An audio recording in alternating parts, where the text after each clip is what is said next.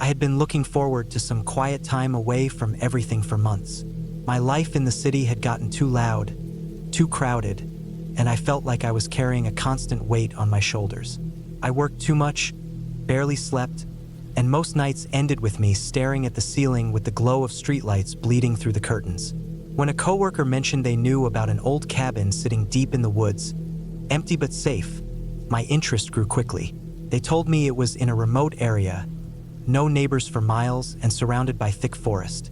That was exactly what I wanted. Somewhere I could sit in silence and finally feel my mind slow down. I packed light, only the essentials.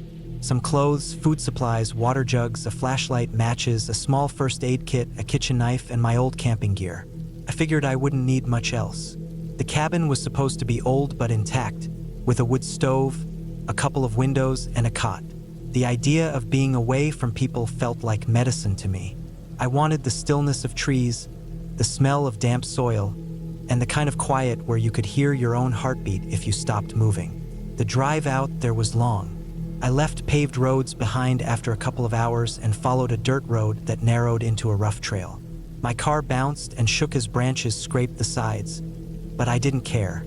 When I finally reached the small clearing with the cabin in the middle, I cut the engine and just sat there for a moment. The silence was thick. No cars, no voices, not even the faint hum of the city. Just trees, tall and dark, moving slightly with the wind. The cabin looked exactly how I expected. Weathered wood, a sagging roof, and a door that hung slightly crooked on its hinges. The windows were dusty but unbroken. A stack of old firewood leaned against one side. There was a small porch, its boards gray and soft with age. It looked lonely but strong, like it had been waiting years for someone to use it again. Inside, it smelled of old wood and dust. A thin layer of dirt coated the floor, and cobwebs clung to the corners. A cot sat against the wall, its frame rusty but solid. A wood stove stood in the corner with a metal chimney poking through the roof. There was a small table, one chair, and a few shelves nailed to the wall. Nothing more. It was exactly what I wanted: bare, quiet, and far away. The first couple of days felt peaceful.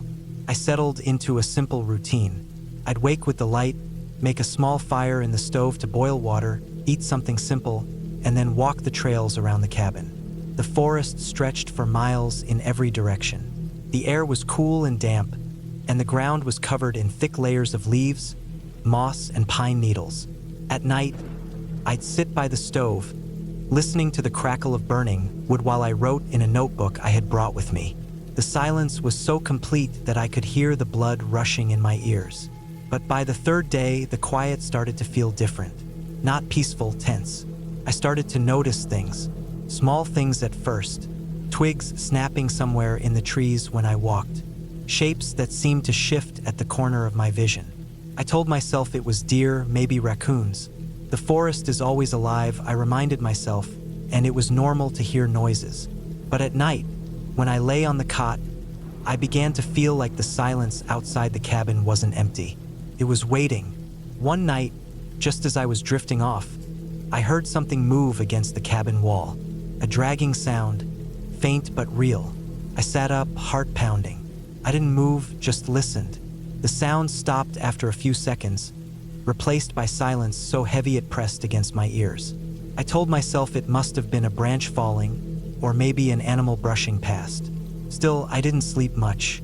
The next morning, I walked around the cabin to check.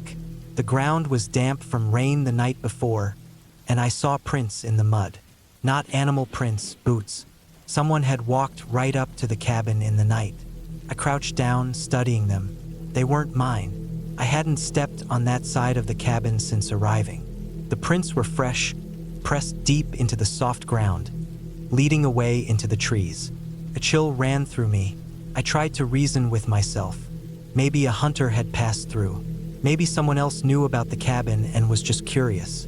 But the prints came right up to the wall and then turned back. Whoever it was had stood there, next to where my head had been on the other side of the wall. The rest of the day, I couldn't shake the feeling of being watched. When I walked the trails, I kept turning around, expecting to see someone following. I never did, but the forest felt thicker, heavier. Every sound carried a new weight.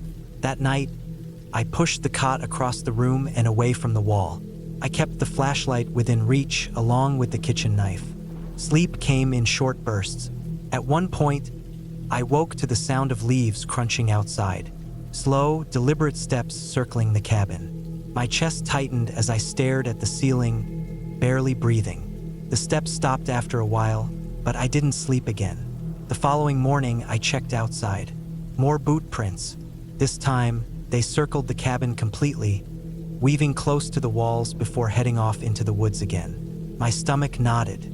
Someone had been out there while I lay inside, moving around me in the dark.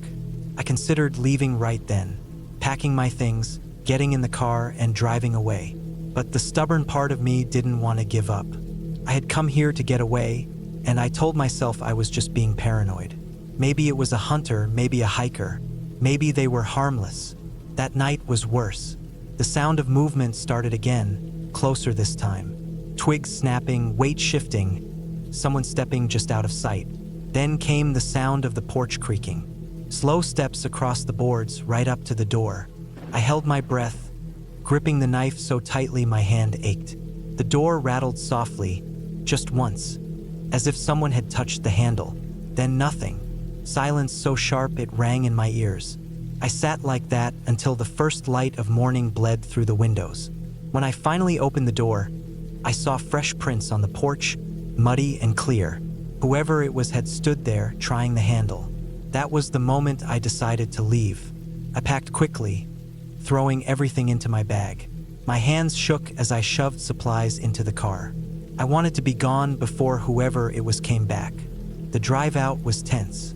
The trail was rough, and I had to slow down often, but I kept glancing in the mirrors, half expecting to see someone stepping out onto the road behind me. My chest stayed tight until I finally reached the paved road and saw other cars. Back in the city, the noise of traffic and people felt strange after the stillness of the woods. For days, I couldn't shake the feeling that someone had stood outside that cabin in the dark, listening to me breathe. I kept thinking about the prints, about the way they circled the cabin again and again, about the hand that had tested the door. I never went back. The thought of that cabin sitting alone in the forest, waiting, filled me with unease. I had wanted silence, but I learned that silence can hide things too. Sometimes it doesn't mean peace. It means something is watching, waiting for you to notice. In the end, I was glad I left when I did. Whoever had been out there wasn't lost. They weren't just passing by. They had come for the cabin, and they had come for me. And if I had stayed one more night, I don't think I would have driven out of those woods at all.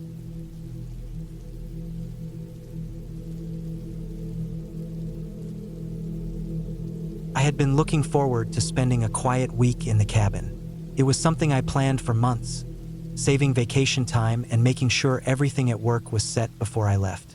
The cabin was small and old, tucked deep in the woods, about 20 miles from the nearest town. I rented it because I wanted silence, no noise from cars, no people knocking on my door, no phones ringing. I wanted to clear my head, to get away from everything, and to be surrounded by nothing but trees, fresh air, and the kind of stillness you can never find in a city. The drive up was long. The road narrowed the deeper I went, gravel cracking under the tires, tree branches reaching out overhead like a tunnel. The GPS lost signal about 10 miles back, and I had to rely on the printed directions the owner gave me. When I finally saw the cabin, it looked even more isolated than I imagined. It sat at the edge of a clearing, wood darkened with age, the roof patched in a few places with tin. The windows were small, the kind with thick frames and old glass. The porch sagged slightly in the middle, and the steps creaked as I carried my bags inside. Inside, the cabin smelled faintly of pine and dust. The floorboards were uneven, the furniture mismatched, but it had everything I needed. A bed, a small kitchen area, a wood stove, and a table with 2 chairs.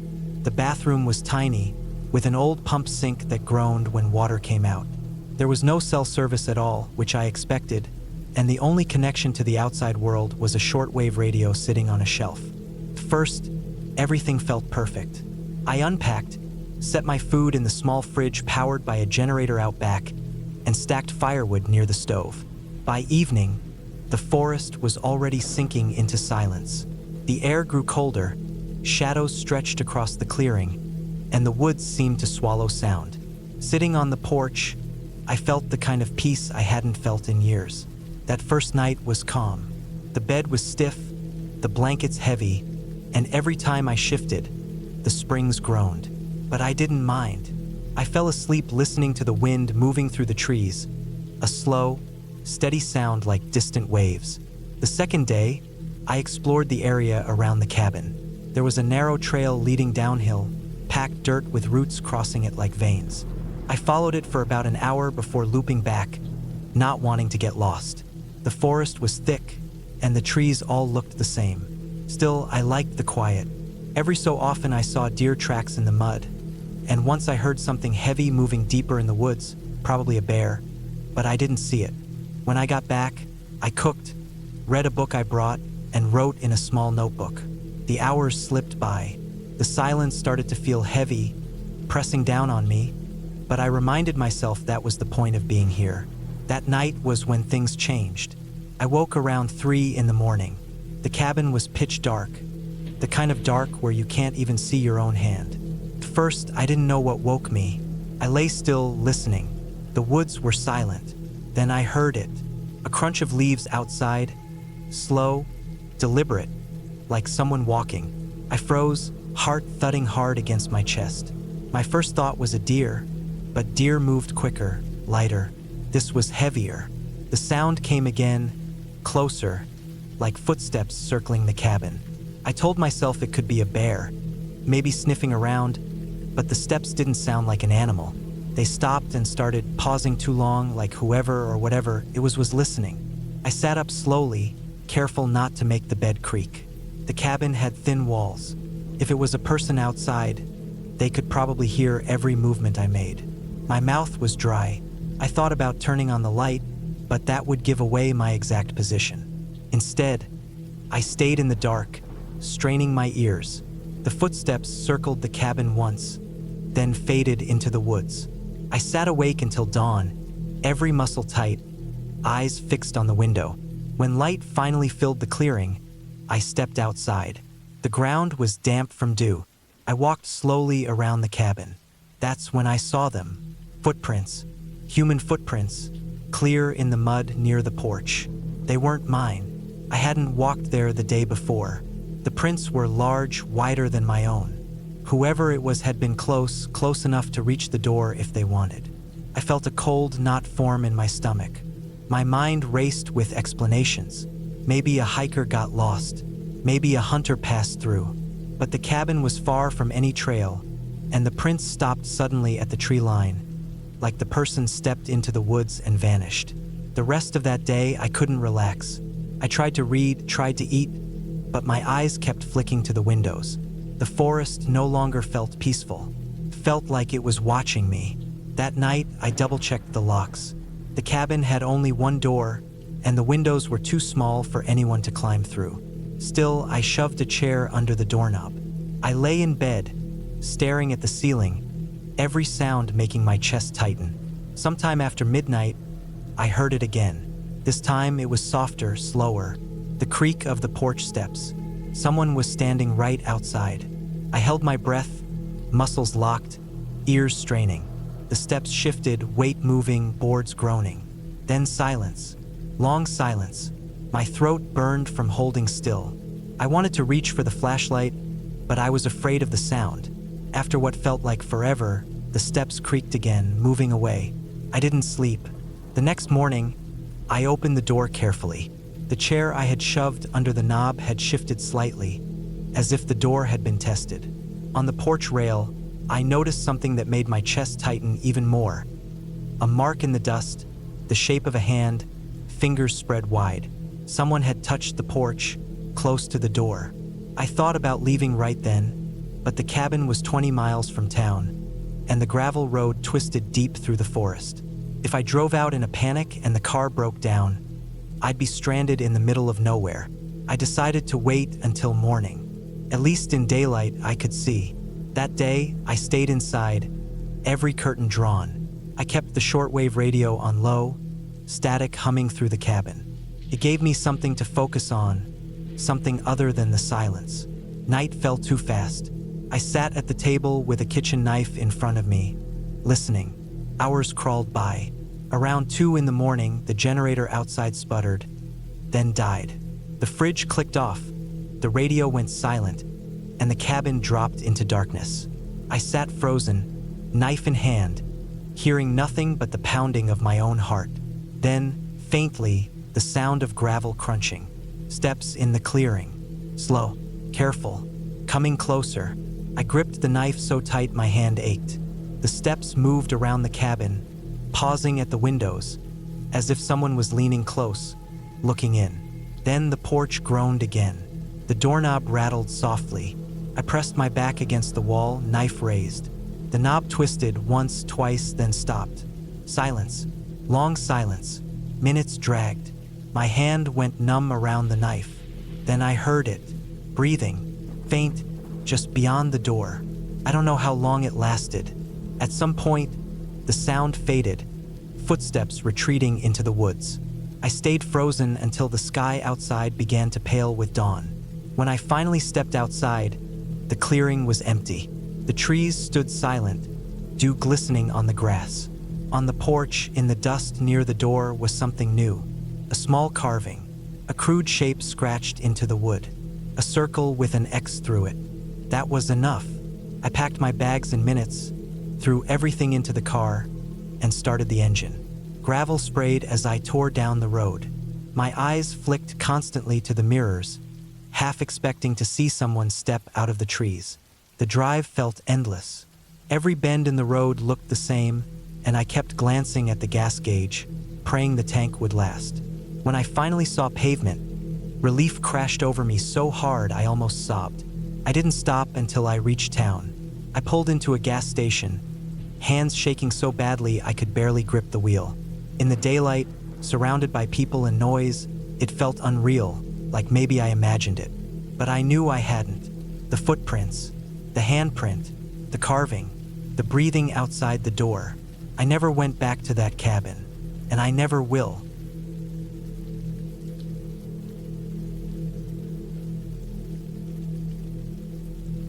I went up to the cabin alone because I wanted to get away from everything for a while.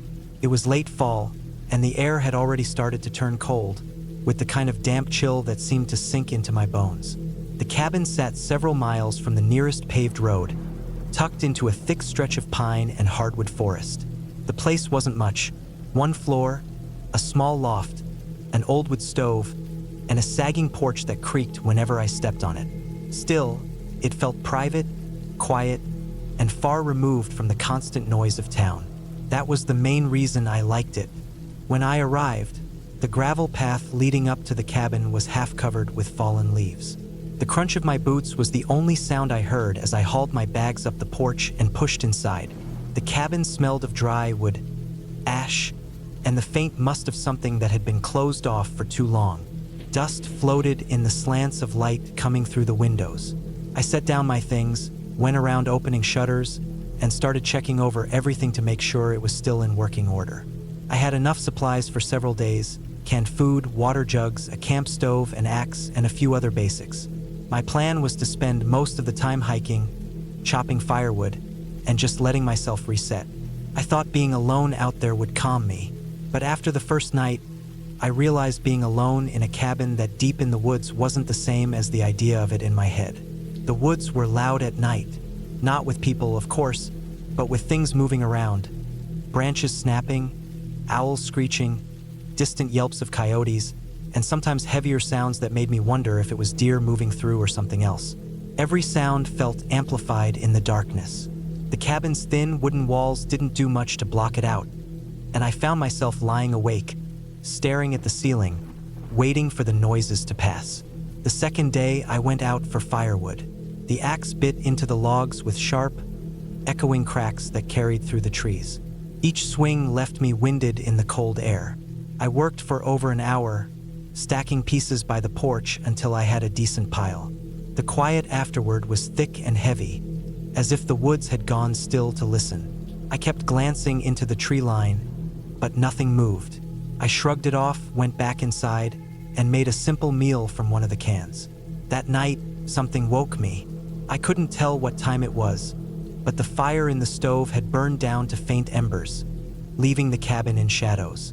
I heard a sound outside, slow, deliberate steps in the leaves.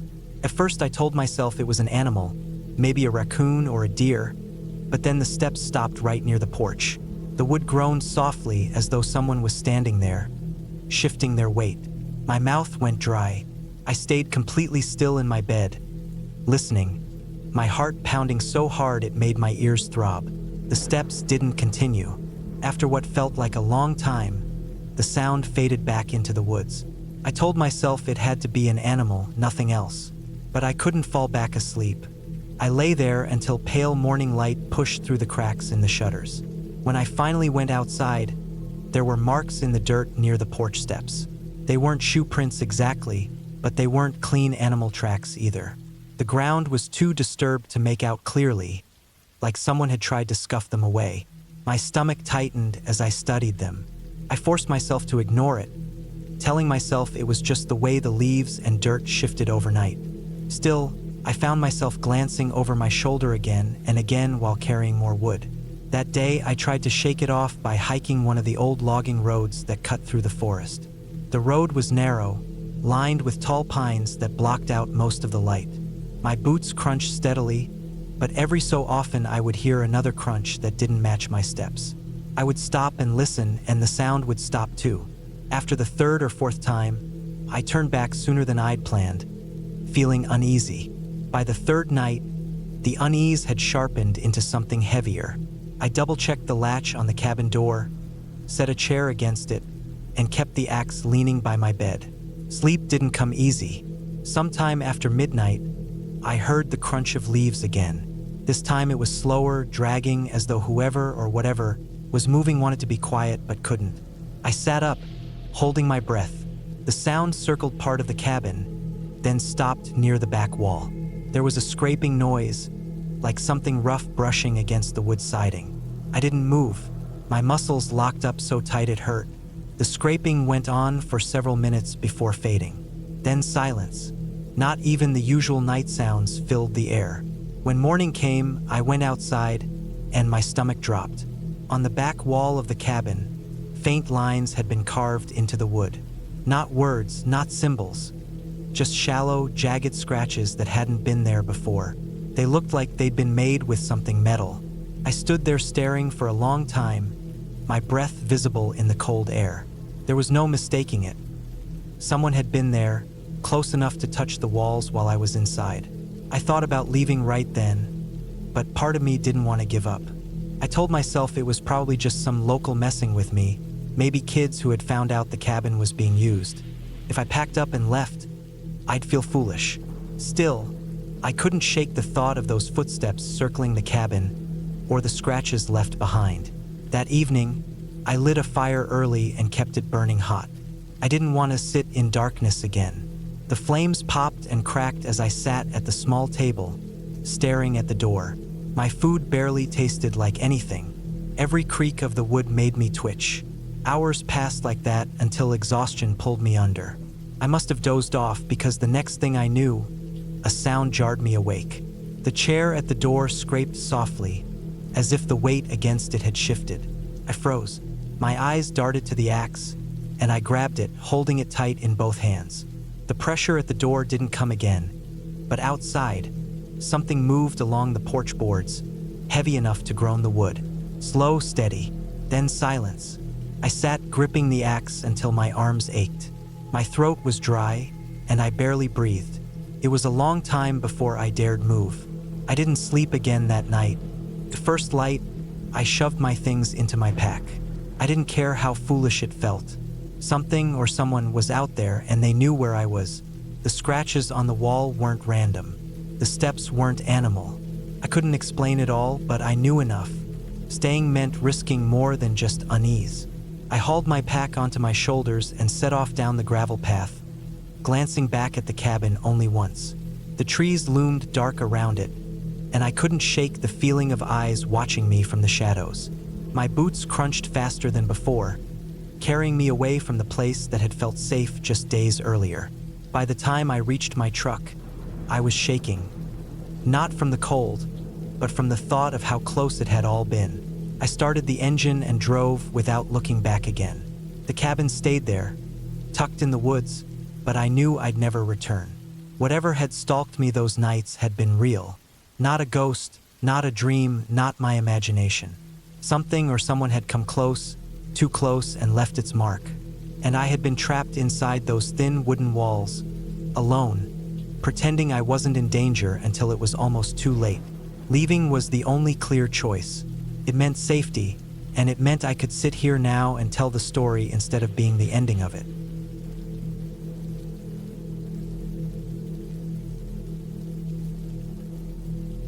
I wanted some time away from the noise of the city, from the traffic, the calls, the endless movement that never let me breathe.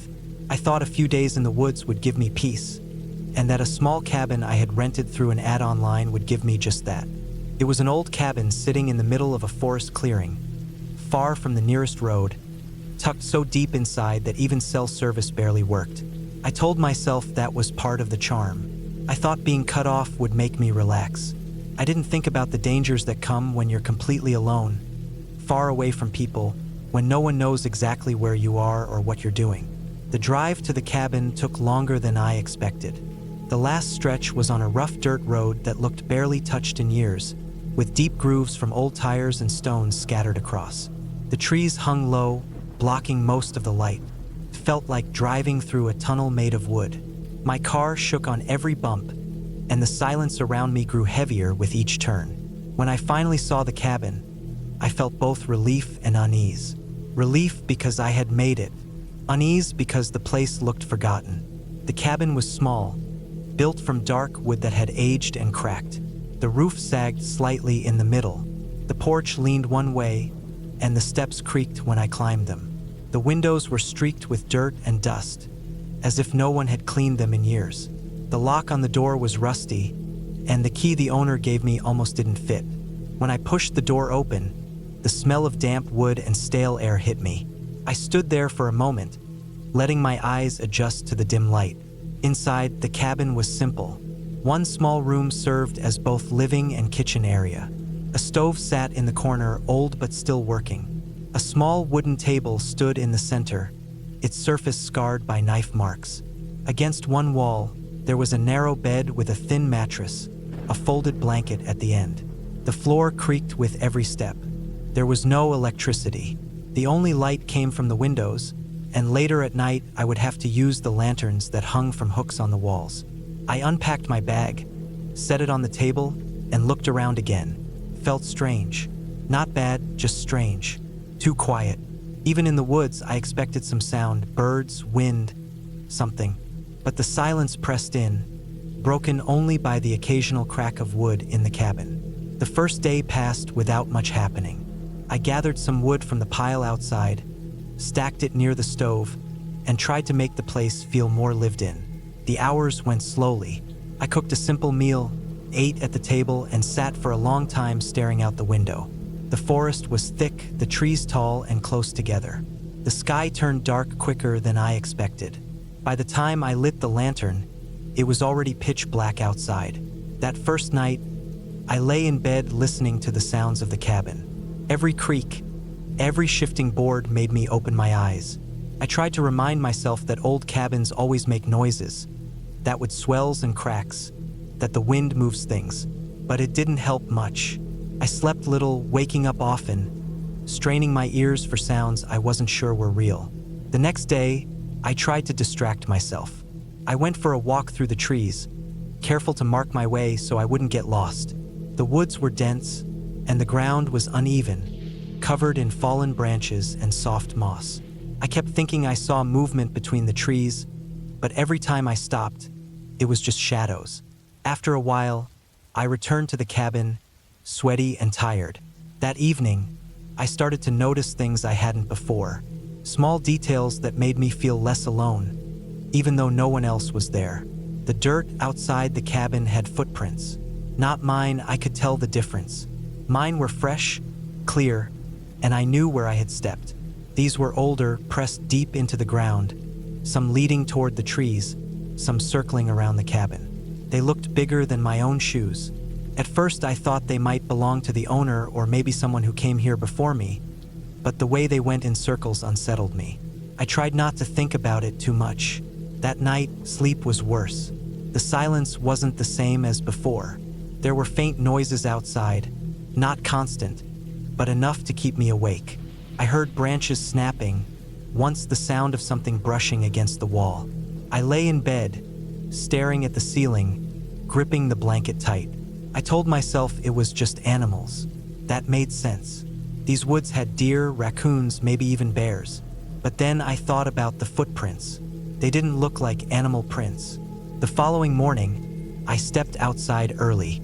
The air was cold, the ground damp with dew. I walked slowly around the cabin, looking for signs of what I heard during the night. On the side near the back, the dirt was disturbed. Something had pressed down near the window right up against the wall. My stomach turned when I saw it. The mark was the shape of a shoe, larger than mine, facing the window as if someone had stood there for a while. I told myself not to panic. Maybe it was old, maybe I hadn't noticed it before, but deep down, I knew it wasn't there yesterday. The days after that became a blur of fear and waiting. I stopped going on walks. I stayed inside most of the time, peering through the window, listening. Every night, the noises grew louder, sometimes scratching, sometimes heavy steps moving around the cabin. Once, I swore I heard breathing just beyond the thin walls. I wanted to leave, but the road was rough and driving it at night would be dangerous. I thought about packing up in the morning, but each day I convinced myself to stay, to give it one more night, to not let fear control me. On the fourth night, everything changed. I had barely fallen asleep when a loud thump shook the wall. I sat up, heart racing, staring into the darkness. Then I heard it again, closer to the door. Something heavy pressed against the wood. The lantern beside my bed flickered from the movement. I froze, not daring to breathe. The door creaked as if weight leaned against it. Then silence. I stayed awake until the sky turned gray, clutching a knife I had taken from the kitchen. When morning came, I walked to the door and opened it slowly. The ground outside was covered in fresh tracks. Clear shoe prints, larger than mine, circling again, stopping right at the door. Whoever it was had been right there, pushing against it, testing it. I knew I couldn't stay. I packed quickly, stuffing everything into my bag, barely folding anything. I carried it to the car, looking over my shoulder every few seconds. The forest felt different now, darker, like it was watching me. When I turned the key in the ignition, the car struggled, coughing before starting. My hands shook as I gripped the wheel. The drive out was worse than the drive in. Every shadow between the trees made me think someone was running alongside me, keeping pace, waiting for me to stop. My eyes flicked to the mirrors constantly. The road seemed longer, the bumps sharper. I didn't stop until I reached the main road, and even then I kept going, not daring to look back. When I finally made it home, I sat in the car for a long time, unable to move. My body felt drained, my mind numb. I thought about calling the police, telling them what happened, showing them the footprints. But what would I say? That I stayed in a cabin and heard noises? That I found tracks outside? It wasn't proof. No one had broken in, nothing was stolen. It would sound like paranoia. Still, I couldn't shake the feeling. Someone had been there. Someone had walked around that cabin at night, stood by the windows, pressed against the door, waiting. I left before they decided to do more. I don't know what would have happened if I had stayed one more night, but I know it wouldn't have ended well. Now, weeks later, I still wake up at night, thinking I hear footsteps outside my own home. I check the locks twice, sometimes 3 times. I keep a light on. I haven't gone back to the woods, and I don't think I ever will.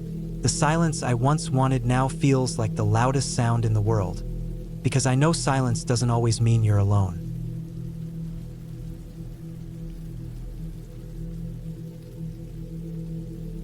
I had driven up into the mountains that Friday with the idea of getting away from everything for a few days. The cabin I rented was small and plain, built decades ago, sitting on a slope above a narrow dirt road that wound down toward the valley. It had no neighbors close by. From the front porch, I could look out and see the dark wall of trees, the outline of peaks beyond, and a wide stretch of sky. The nearest town was almost an hour away by car, and once I parked and carried my supplies inside, I felt like I was in a different world. The cabin had the usual rustic smell of old wood, mixed with dust and a faint trace of mildew that seemed to cling to every surface. The floorboards creaked when I walked, and the windows rattled faintly in their frames whenever the wind passed over the ridge. It wasn't luxurious in any sense, but it was quiet, and that was the main thing I wanted. I had brought food, water, extra firewood, and even a small generator in case the power failed. The first evening was calm. I cooked a simple meal on the gas stove, read for a while under the dim yellow light of a single lamp, and then stepped outside to feel the cold air on my face. The woods around me were silent except for the occasional rustle of branches. When the night came fully down, it was darker than I was used to, the kind of blackness that swallows up everything beyond the small halo of the porch light. I stayed out only a few minutes before retreating back inside, shutting the door and locking it out of habit. The next day passed in a slow rhythm. I hiked a little way up the slope behind the cabin, following what looked like an old logging trail, and I came back in the afternoon to rest. By evening, I had a small fire going in the wood stove. The crackle of flames filled the room, and I let myself settle into the kind of quiet that doesn't really exist back in normal life. I wasn't thinking about danger or fear at all. I just assumed this was going to be one of those uneventful weekends that blend together into memory. But that night, something changed. I woke up sometime after midnight. At first, I didn't know what had pulled me out of sleep, but then I realized I was hearing something outside. It wasn't loud, but it was steady, a crunching sound, like footsteps pressing down on snow or gravel. My heart picked up immediately. I lay perfectly still, listening, trying to convince myself it was only an animal. Deer moved through these woods, bears too. But as I lay there, holding my breath, I became certain it wasn't random movement. It had a rhythm, a pattern. Someone was walking. The cabin bedroom window faced the side of the hill, where there was only brush and trees. The sound wasn't coming from that way. It was from the front, near the porch. The footsteps crunched, then paused, then crunched again, circling. I slid out of bed, careful to avoid the squeaky spot in the floor, and moved toward the living room. Every shadow in the cabin felt heavier than it had earlier. I reached the front window and slowly pulled back the curtain just an inch. The porch light had burned out earlier that evening, so all I could see was vague darkness. My eyes adjusted a little, and in that darkness I thought I caught the faintest outline of movement, like a figure standing still at the edge of the clearing. The shape was just there, motionless, watching. I froze. Could have been my imagination, but the longer I stared, the more I was sure someone was standing there. My breath came shallow, and every instinct told me not to move. I stayed like that for what felt like 10 minutes, staring through that thin gap in the curtain. Finally, the crunching returned, this time moving slowly away, fading toward the trees. I didn't sleep for the rest of the night. I sat in a chair, staring at the door, waiting for the first sign of light. When morning came, I went outside. The cold air stung my skin, and my eyes scanned every corner of the clearing. First, everything looked normal. Then I saw them, footprints. They weren't animal tracks. They were boots. Heavy, solid, pressed deep into the dirt and pine needles around the cabin. I followed them with my eyes and saw that they circled the cabin completely. Someone had walked around me in the middle of the night, slow and deliberate, stopping at windows, moving along the porch. I felt sick to my stomach. I told myself it could have been a hunter, maybe even someone lost, but deep down I knew that wasn't the case. Nobody circles a cabin in the dark for no reason. That entire day, I stayed uneasy. I tried to distract myself with reading, with small chores, but my mind kept going back to the tracks. I thought about leaving, but I convinced myself I might be overreacting. By late afternoon, I decided to give it one more night. If anything else happened, I'd pack up and leave first thing in the morning. That night, I didn't even try to sleep. I sat in the dark living room with the lights off, only the fire giving off a faint orange glow. The silence outside pressed hard against the walls. Every creak of the cabin made me flinch. Hours dragged by. Midnight came and went. Then it started again. This time, I heard the footsteps clearly on the porch. The wood creaked under the weight. Someone was standing just on the other side of the door. My mouth went dry. The knob didn't turn, but I saw the faintest shadow through the thin curtains. Tall, human, shifting slowly. Whoever it was stayed there for minutes, not moving, just standing. I gripped the heavy fireplace poker in my hands. My arms shook, not from the weight but from fear. I thought about calling for help, but there was no service this far up. I was on my own. After a long stretch of silence, the footsteps finally retreated. This time I heard them moving toward the trees, crunching slower and slower until they faded. When daylight came, I opened the door and checked again. New tracks. They led from the road straight up to my porch.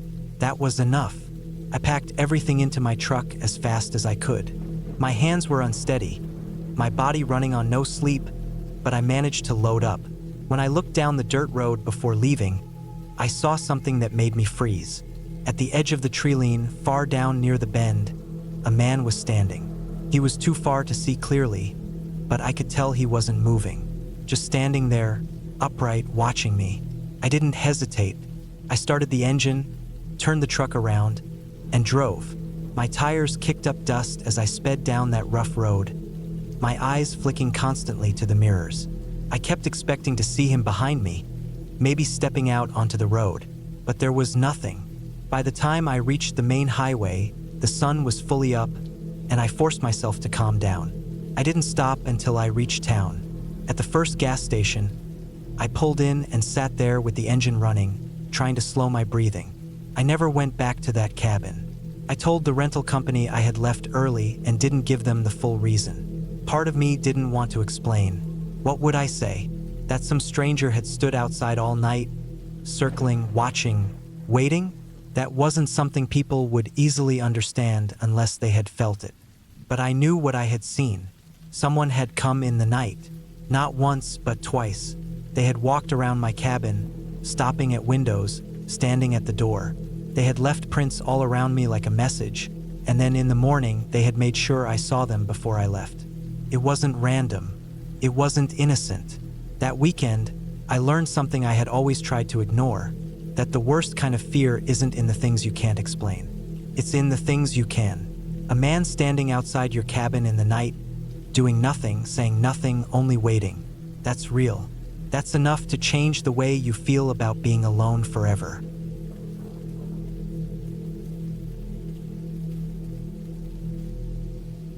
I had been looking forward to some quiet time away from everything for months.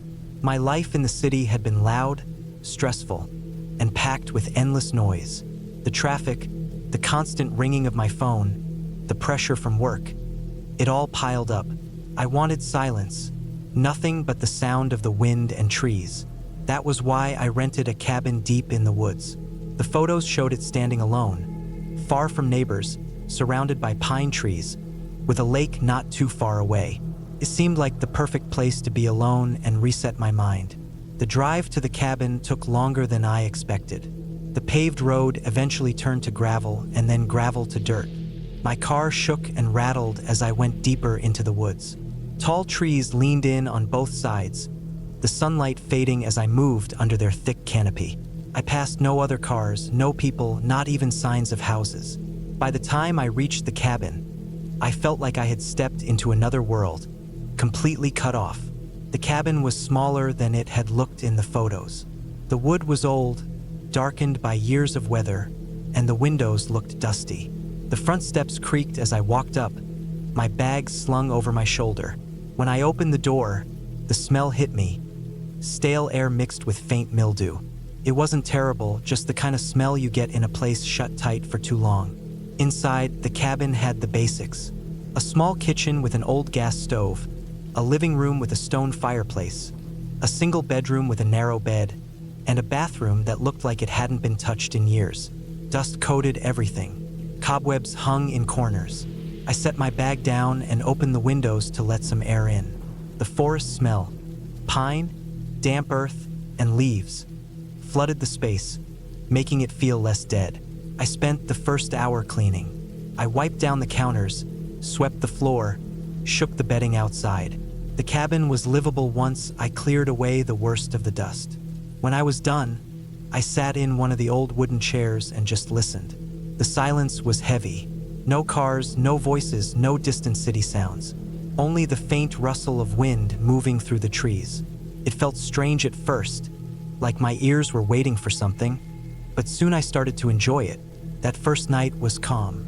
I lit a fire in the fireplace, cooked a simple meal on the stove, and read a book until my eyes grew heavy. When I finally turned off the lantern and lay in bed, the darkness was absolute. My eyes could not make out the ceiling, the walls, or even my hand in front of my face. The forest outside seemed endless, and I lay listening to it. A few cracks of branches in the distance, the call of some night bird, and the occasional gust of wind were all I heard. I fell asleep thinking that this trip might actually help me clear my head. The next morning I woke early. Sunlight cut through the trees, pale and filtered. I made coffee on the stove and walked outside with the mug in hand. The air was crisp and cold, sharper than in the city. I could see my breath. I took a long walk down the dirt trail that led past the cabin and deeper into the forest. The ground was soft with layers of fallen pine needles. At times the forest was so thick that I could hardly see 10 feet ahead, only the trunks of trees and shadows in between. I didn't run into anyone. No hikers, no campers, nothing. The quiet stretched on. I eventually found the lake. It was larger than I imagined, with still water that reflected the trees like a mirror. I stayed there for a while, sitting on a log and listening to the faint lap of water against the shore. When I got back to the cabin, I noticed something small that unsettled me. The cabin door was not quite how I had left it. I remembered shutting it tight before leaving, pulling it closed until it latched, but now it hung slightly open. Not much, just a crack, as if it hadn't been closed all the way. At first I thought maybe the old frame had shifted and the door had swung open by itself. The wood was warped and the latch wasn't perfect. That seemed likely, so I told myself it was nothing. Still, I checked inside. Nothing was out of place. My bag was where I left it, the bed untouched, the kitchen the same. I pushed the thought away and got back to making lunch. The day passed quietly. I spent most of it outside, chopping some wood from the small pile left behind, hiking short trails, and sitting on the porch with a book. The forest was beautiful in the afternoon light. Shadows grew long across the trees, and the wind picked up, filling the air with a low roar of leaves and branches shifting. That night, things felt different. I was lying in bed again, staring into the darkness, when I heard something. At first it was faint, just a soft crunching sound, like footsteps on leaves. I told myself it could be an animal. Deer moved through forests all the time, but the sound was steady, slow, measured. Not the random snapping of a deer moving through underbrush. These sounded like careful steps. The footsteps seemed to move around the cabin. I lay frozen in bed, my ears straining. They circled, then stopped. Silence stretched. I held my breath, every muscle tense, waiting. Then the sound of the steps started again, closer this time, moving past the wall near my bed. I wanted to convince myself it was a trick of my imagination, the wind or branches falling, but the rhythm was too steady. Eventually, the sounds faded. I stayed awake for hours, listening, until exhaustion pulled me into uneasy sleep. The next morning, I tried to rationalize it. Maybe an animal had been curious and wandered close. Bears, raccoons, even coyotes might come near cabins if they smelled food. But the steps, something about the pattern had felt wrong. I made sure to double-check the door before leaving for my walk that day, pulling it shut until the latch clicked. When I came back hours later, the door was cracked open again. This time, my stomach dropped. I knew I had shut it firmly. I stood outside for a long moment, staring at that narrow gap, heart pounding in my ears. Slowly, I stepped inside. My bag was still there. My things seemed untouched, but I couldn't shake the sense that something was off, like the air itself felt different, disturbed. I spent the rest of the day uneasy. Every sound outside made me jump. Every creak of the cabin made me look around. As night fell, I considered leaving, but the thought of driving down that rough road in darkness felt worse.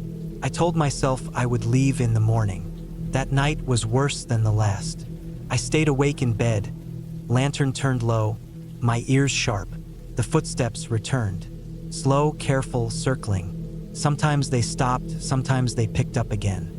At one point, I was sure they were right on the porch. The wooden step creaked. I lay rigid, my hand gripping the flashlight beside me, my throat dry. Hours passed like that. Finally, exhaustion forced my eyes shut. When I woke at dawn, I went straight outside to look. The ground around the cabin was soft with pine needles, but I could make out faint impressions. Not clear enough to see detail, but enough to know something had walked there. I crouched low, staring at the marks. They weren't shaped like deer hooves or paws. They were long, oval, uneven. They looked too much like footprints. My decision was made. I was leaving that day. I packed my bag quickly, stuffing everything inside without care. I walked out to the car, heart racing. But when I tried the door, I froze. The handle was scratched. Fresh marks ran along the paint, thin and jagged, as if someone had dragged a metal object across it. My breath caught. I checked the trunk and found the same, thin lines etched into the paint. Someone had been here. Someone had been at the cabin, walking around it, maybe trying the car. I got in, started the engine, and pulled away fast. The dirt road seemed endless as I drove, every shadow between the trees making me grip the wheel tighter. I didn't stop until the forest thinned. The road turned back to gravel, then to pavement, and finally the sight of small towns came into view. By the time I reached civilization, the tension in my chest eased, but not fully.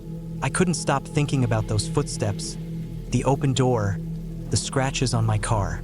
Someone had been out there, circling the cabin at night, watching. I never went back to that cabin. I canceled the rest of my stay and left it behind.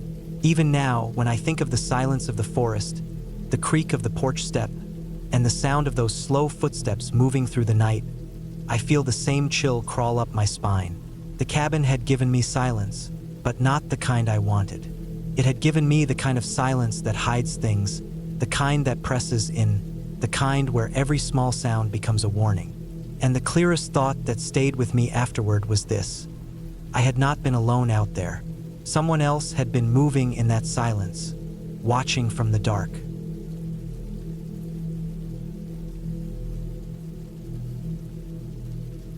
I decided to spend a few days at a small cabin deep in the woods to get away from noise and distractions. It was the end of summer, the kind of time when days were still warm but nights had started to cool down fast, especially in the forest. I thought it would be a peaceful trip, just me and the quiet of nature. The cabin was old but solid, made of dark wood, with a small porch and only a single window on each side. There was no electricity, no running water, and no cell service once I drove past the last small town on the highway. That was what I wanted, or at least what I thought I wanted. The first day was simple. I arrived in the afternoon, carried my things inside, and set up. The cabin had one main room with a bed, a wood stove, a table, and 2 chairs. There was a small side room with shelves where I stacked food and gear I had brought along. Behind the cabin was a tiny shed with chopped wood. I set down water jugs, lanterns, and a cooler filled with what I needed. The air smelled of pine and dry leaves. It felt quiet in a way I didn't feel in the city, like sound didn't travel as far here. When evening came, I started a small fire in the stove. The crackle of the wood filled the room. I sat at the table and wrote a little in a notebook, then laid down early because darkness here was heavier than I was used to. No streetlights, no cars in the distance, just black woods pressing in on the cabin walls. It took me a while to fall asleep because every small creak of the wood, every rustle outside, sounded louder than it should. The second day, I hiked along a trail behind the cabin. The path was narrow, barely marked, but it led to a stream about half a mile away. The water was cold and clear, running over smooth stones. I filled a small container, washed my face, and sat for a while, listening to nothing but the water and a few birds. On the way back, I noticed some broken branches near the trail. I thought maybe deer had come through. I didn't think much of it. That night, I cooked on a small camping stove outside before it got too dark. As I ate, I felt like something was moving in the trees beyond the open space around the cabin. I couldn't see anything, but the feeling of being watched came over me suddenly. I told myself it was just me adjusting to being alone out here. The woods were full of animals. Coyotes, deer, raccoons, maybe even a bear. Nothing unusual. I went inside, locked the cabin door, and tried to ignore the quiet pressing harder than before. By the third night, the peaceful escape I thought I wanted began to feel different. As soon as it got dark, I noticed sounds that didn't match with what I expected. Slow crunches in the leaves, not quick and light like a deer, not scurrying like a small animal. Longer pauses, then another step. At first I thought it was my imagination, but the more I listened, the more certain I became that something large was moving around the cabin. I kept the lantern turned low and stayed still on the bed. After a while, the sounds faded, but I didn't sleep much. The next morning, I walked the perimeter around the cabin. In the soft dirt not far from the porch, I saw a footprint. It wasn't an animal's. It was from a boot. The size looked like it belonged to a man. The print was deep enough to show it wasn't old. Someone had been walking near the cabin while I was inside. My chest tightened when I realized it hadn't rained or been windy, so the print couldn't be more than a day old. I stayed outside longer that day, trying to shake off the unease. I gathered more wood from the shed and stacked it by the door. I double-checked my supplies in the small side room. Everything was where I had left it, but the thought of someone walking around the cabin stayed with me. I told myself maybe it was a hunter passing through. Still, the fact they came so close without knocking or making themselves known made me uneasy. That night, I barely used the lantern. I sat in darkness, trying to listen. The woods carried sounds strangely. Wind in the trees sometimes sounded like voices far off, but what I heard wasn't the wind. Footsteps came again, slower this time, circling. I stayed still, holding my breath, my hand on the small hatchet I had brought. The steps stopped on the porch. The wooden boards creaked under weight. Whoever it was stood there for what felt like minutes, not moving, not knocking, just standing. Then the sound of steps slowly moving away into the woods. The next morning I searched again. More prints. Some by the shed, some behind the cabin near the small side room where I stored food. The prints went in a line into the trees but didn't return. It was clear now. Someone had been watching me, maybe even circling while I slept. I thought about leaving right then, but I told myself maybe it was nothing serious. Maybe just some local passing by. Still, I packed some of my gear in case I had to leave quickly. The unease was heavier than before. I couldn't focus on hiking or relaxing anymore. Every crack of a branch made me look up sharply. That evening, when the sun dipped, I noticed something new. The door to the shed behind the cabin was slightly open. I knew I had closed it tight earlier in the day. The hinge squeaked when it moved, so there was no way I hadn't noticed. My stomach sank as I walked over and pulled it shut again. Inside, nothing seemed touched, but I couldn't be sure. Night came faster than I wanted. I sat in the dark cabin again, listening. The steps came just as before, moving around, circling. My skin crawled at every sound. This time, I didn't hear them leave. Hours went by, and I sat stiff on the bed, staring into the dark. When the first light of morning came, I went outside. In the dirt by the side window, right under the glass, were more prints.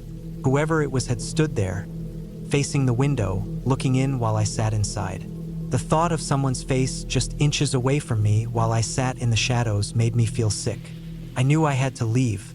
I grabbed my bag, loaded what I could quickly, and carried everything to the car.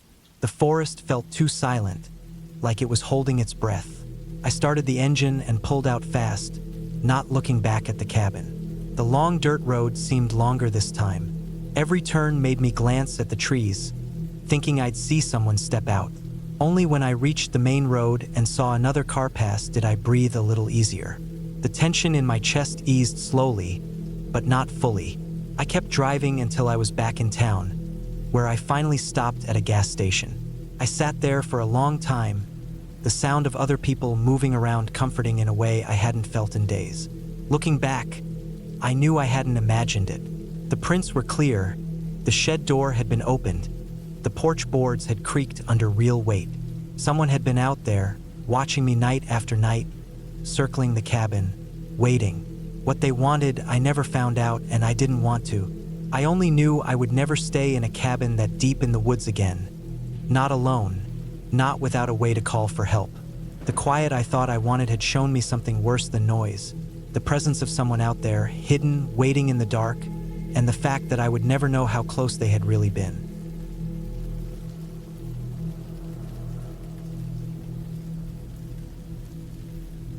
I had been looking forward to my time alone at the cabin for months. Life in the city had been dragging me down, the noise, the traffic, the endless flow of people, and the constant pressure to always be doing something. I wanted silence, I wanted space, and I wanted to feel like I was far away from everyone else. A friend of mine had told me about an old hunting cabin that wasn't being used anymore. It was deep in the woods, sitting next to a lake that didn't have a name on most maps. It had no electricity, no running water, no internet, and no cell service. It was exactly what I thought I needed. The cabin itself was small, built from rough logs that had gone dark from years of weather. The roof was patched in places, but it was solid. The inside had only the basics: a wood stove, a table with 2 chairs, a small bed with a thin mattress, a couple shelves with rusted cans of food that were probably older than me, and some tools hanging on the wall. There was an old lantern, some candles, and a rusty axe that leaned near the door. The floor creaked under every step. Outside, about 30 yards away, there was an old shed with its door hanging crooked. The lake sat behind the cabin, calm and quiet, its water black when the sun went down. The first couple of days were calm. I split some wood, boiled lake water to drink, and cooked simple meals on the stove. At night, I listened to the woods. There were the usual sounds: owls calling, branches breaking from wind, sometimes the splash of something in the water. It was different than the city, but in a good way. I felt cut off from everything, and that was exactly what I wanted. But by the 3rd night, something felt wrong. I was sitting by the lantern, writing in a notebook, when I thought I heard something outside. At first, I figured it was just an animal, maybe a raccoon nosing around. But then it came again, a slow crunch of leaves, then nothing, then another slow crunch. It wasn't the kind of sound that comes from a deer running or a squirrel jumping. It sounded like steps, human steps. I blew out the lantern and sat in the dark. My eyes adjusted after a few minutes. Through the window, I could see the faint silver of moonlight on the lake. I listened as hard as I could, hardly even breathing. First, there was nothing. Then, after a long silence, another slow crunch came from the tree line. My chest tightened, and my mouth went dry. I told myself it was just an animal. I told myself not to overthink it. Still, I stayed up the whole night, sitting in the chair with the axe leaning against my leg. I waited for more sounds, but the woods stayed quiet. The next morning, I stepped outside and walked around the cabin. The grass was wet with dew, and the ground was soft. I found them almost right away. Footprints. They were faint, but they were there in the mud near the tree line. Too large for a child, too wide for a deer, and too deliberate to be an animal. Someone had been walking near the cabin, close enough to see it. I felt my stomach twist. I thought about packing up and leaving that morning, but I pushed the idea away. Maybe it was a hiker passing through, I told myself. Maybe someone hunting. The woods were big and people wandered. It didn't have to mean anything. I tried to stay busy that day, chopping wood, walking the shoreline of the lake, and reading in the sun. By the evening, I had almost convinced myself it was nothing. But that night, it happened again. It was later, maybe around midnight, when I woke up suddenly. I didn't know why at first. Then I heard it. The crunch of footsteps, slow and steady, circling the cabin. The sound moved from one side to the next, then paused, then started again. My heart pounded so hard I thought whoever it was would hear it through the wall. I didn't move. I just lay there on the bed with the blanket pulled up, staring at the ceiling in the dark. Whoever was out there didn't knock, didn't speak, didn't try to come inside. They just walked. I counted the steps in my head, trying to figure out where they were. Then the sound stopped completely. The silence stretched on for so long that I started to wonder if I had dreamed it. Finally, exhaustion won, and I drifted back to sleep. In the morning, I checked again. More footprints, this time closer to the cabin. Some led right up to the window. The dirt beneath it was disturbed, pressed down by someone standing there for a long time. My throat tightened when I saw that. Someone had stood right outside, in the middle of the night, watching. I couldn't eat that morning. I couldn't think straight. I tried to tell myself it was still nothing, maybe some kid playing a trick, but I knew deep down that it wasn't. Whoever it was, they knew I was there, and they weren't just passing by. They were coming back, watching, waiting. I made a plan. That day, I stacked wood inside by the stove so I wouldn't have to go out at night. I sharpened the axe on a stone I found. I kept the lantern low and sat at the table with the axe on my lap. Every creak of the cabin made me flinch. I waited for the steps to start again, and they did. It was even later this time, well past midnight. I heard them first at the back of the cabin, then moving along the wall to the side. Slow, steady, deliberate. I held my breath and tightened my grip on the axe. My palms were slick with sweat. The sound reached the window. I could hear breathing. Not loud, not gasping, just a slow, steady breath, inches away on the other side of the glass. I couldn't move, couldn't even blink. After what felt like forever, the steps moved again, back toward the trees. I sat frozen until the first gray light of morning crept through the cracks in the wall. I went outside as soon as the sun was up. The prints were fresh in the dirt, clear, heavy, deep. They circled the entire cabin, back and forth, stopping at the windows, pausing at the door, then leading back into the woods. I followed them a short way before fear made me stop. The trees seemed to close in on me, and the silence pressed down until I felt sick. I turned back fast. I knew then that I couldn't stay. I packed quickly, stuffing my bag with what I had brought. I slung the axe on my shoulder and kept looking over my back, half expecting to see someone step out from the trees. The trail that led out of the woods felt longer than it had on the way in. Every branch crack that snapped under my boots sounded like someone behind me. Every shadow between the trees looked like it was moving. When I finally made it back to the road where my car was parked, my hands shook as I dug for the keys. I got inside, locked the doors, and sat there for a long time before I could even start the engine. I never went back to the cabin. I never even asked about it again. The footprints, the slow circling steps, the breathing outside the window, those things weren't my imagination. Someone had been out there night after night watching me. They never spoke, never knocked, never tried to come inside. They just waited and watched, as if they had all the time in the world. I still think about what would have happened if I had stayed one more night.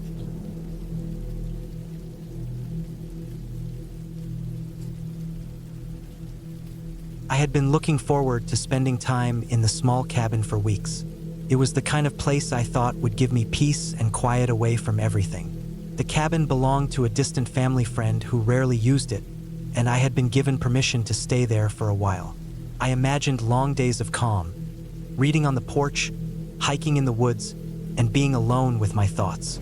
I did not think much about the fact that being far from everyone else could bring dangers of its own. I was too focused on the idea of escaping noise and people. The drive up was tiring but not too bad. The cabin was deep in the forest, down a narrow dirt road that seemed to go on forever. The deeper I went, the less signs of people I saw. The trees grew so thick on both sides of the road that it felt like a tunnel. I kept going until I reached a clearing, and there it was. A small wooden cabin sitting at the edge of a slope, surrounded by tall trees that blocked most of the sunlight. It looked peaceful, almost too peaceful. I parked and carried my bags inside. The place was basic. One room with a small kitchen, a couch, a wood stove, and a single bedroom with a thin bed. It smelled like old wood and dust, but it wasn't unpleasant. I unpacked, set my food in the small fridge that ran on gas, and checked around. There was no phone service at all, which I expected. The only way to reach help would be to drive the same long dirt road back to town. That first night, everything felt fine. I made a simple meal, lit a lamp, and read for hours. The woods outside were so quiet that I could hear every creak of the cabin. When I went to bed, the silence felt heavier. The kind of silence where even the smallest sound seems louder than it should. But I told myself it was part of the charm of being out here. I forced myself to sleep. The next morning, I walked the trails around the cabin. The air was crisp, and the forest floor was covered with pine needles. It felt good to move around, to breathe air that smelled clean. I followed a narrow path that seemed to go downhill and ended at a stream. I sat there for a while before heading back. I did not see anyone, not a single hiker, not even a hunter. It was strange, but I thought it was good. I wanted to be alone anyway. By the second night, I started noticing things that made me uneasy. The first thing was the sound. I woke in the middle of the night to a faint crunch outside. It was the sound of footsteps, or at least it seemed like it. Slow, heavy steps moving through the leaves. I froze in bed, listening. I told myself it could have been an animal, maybe a deer, maybe something else. I stayed still until the sound stopped. After a long time, I fell back asleep. The next day, I tried to ignore it. I chopped some firewood, cooked, and sat outside for a while. But when I looked at the dirt road that led away from the cabin, I noticed something odd. There were tracks in the soil. At first, I thought they were mine from when I drove in, but these looked fresher. They were not tire tracks. They looked like boot prints. Someone had walked down that road, and they looked recent. That bothered me. I tried to convince myself maybe a hunter had passed through. Maybe someone else was checking on land nearby. But the road only led to this cabin. There was nothing else back here. The prints went in the direction of the cabin but seemed to stop a little past the clearing, near the trees. Felt wrong. That night I could not sleep well. Every sound outside made me sit up. I thought I heard movement again, faint crunches in the woods. Once, I was sure I heard something brush against the wall of the cabin. My stomach tightened, but I stayed in bed, trying not to make a sound. On the fourth day, I decided to walk farther into the woods to see if I could find any sign of someone else being around. I found nothing but endless trees. When I got back to the cabin, though, I noticed something that made my heart race. The door looked slightly different. I was sure I had left it locked. Now it was shut, but not all the way. It looked like it had been pulled closed without the lock catching. I stood there for a long time, staring at it. I could not prove to myself that I had locked it before leaving, but I felt certain. Inside, nothing looked touched. My food was still there. My bag was still in the corner. But that small difference in the door sat in my head like a weight. That night was the worst so far. I lay in bed wide awake, listening.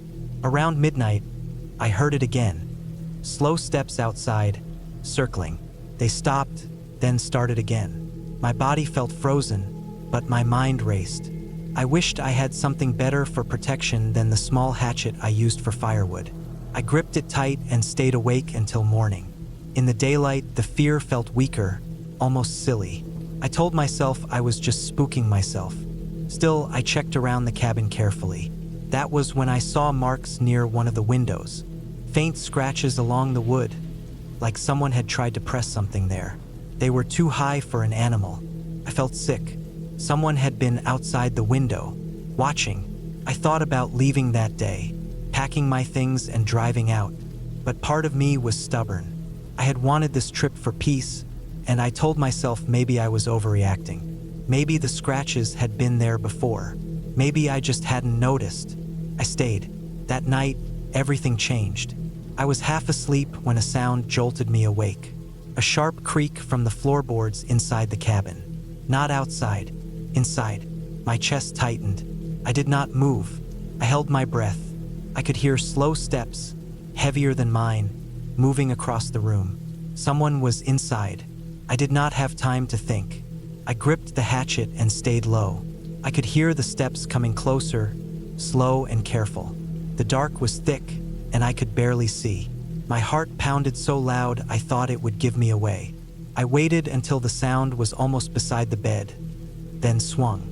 The hatchet connected with something solid, and a loud grunt filled the room. The figure stumbled back. I didn't wait. I ran, crashing through the door into the night, barefoot, heart racing. I sprinted into the woods, not even thinking about where I was going. I hid behind trees, gasping for air, listening. I could hear movement from the cabin, someone stumbling around. I stayed hidden for what felt like hours, too afraid to move. The cold bit into my skin, but I didn't care. Eventually, the woods grew silent again. When the first light of morning came, I crept back carefully. The cabin door was wide open. Inside, I saw drops of blood on the floor. Whoever had been there was gone. My bag was still in the corner, my food still there, but I didn't care. I grabbed my keys and left everything else behind. I got in the car and drove until the trees opened up and I reached the main road. I didn't stop driving until I reached town. When I finally told someone, the police went back to check. They found no one, just the blood on the floor and the scratches by the window. Whoever it was had escaped into the woods. They said it could have been a drifter, someone living rough, maybe watching the cabin for days. I never went back. I never wanted to.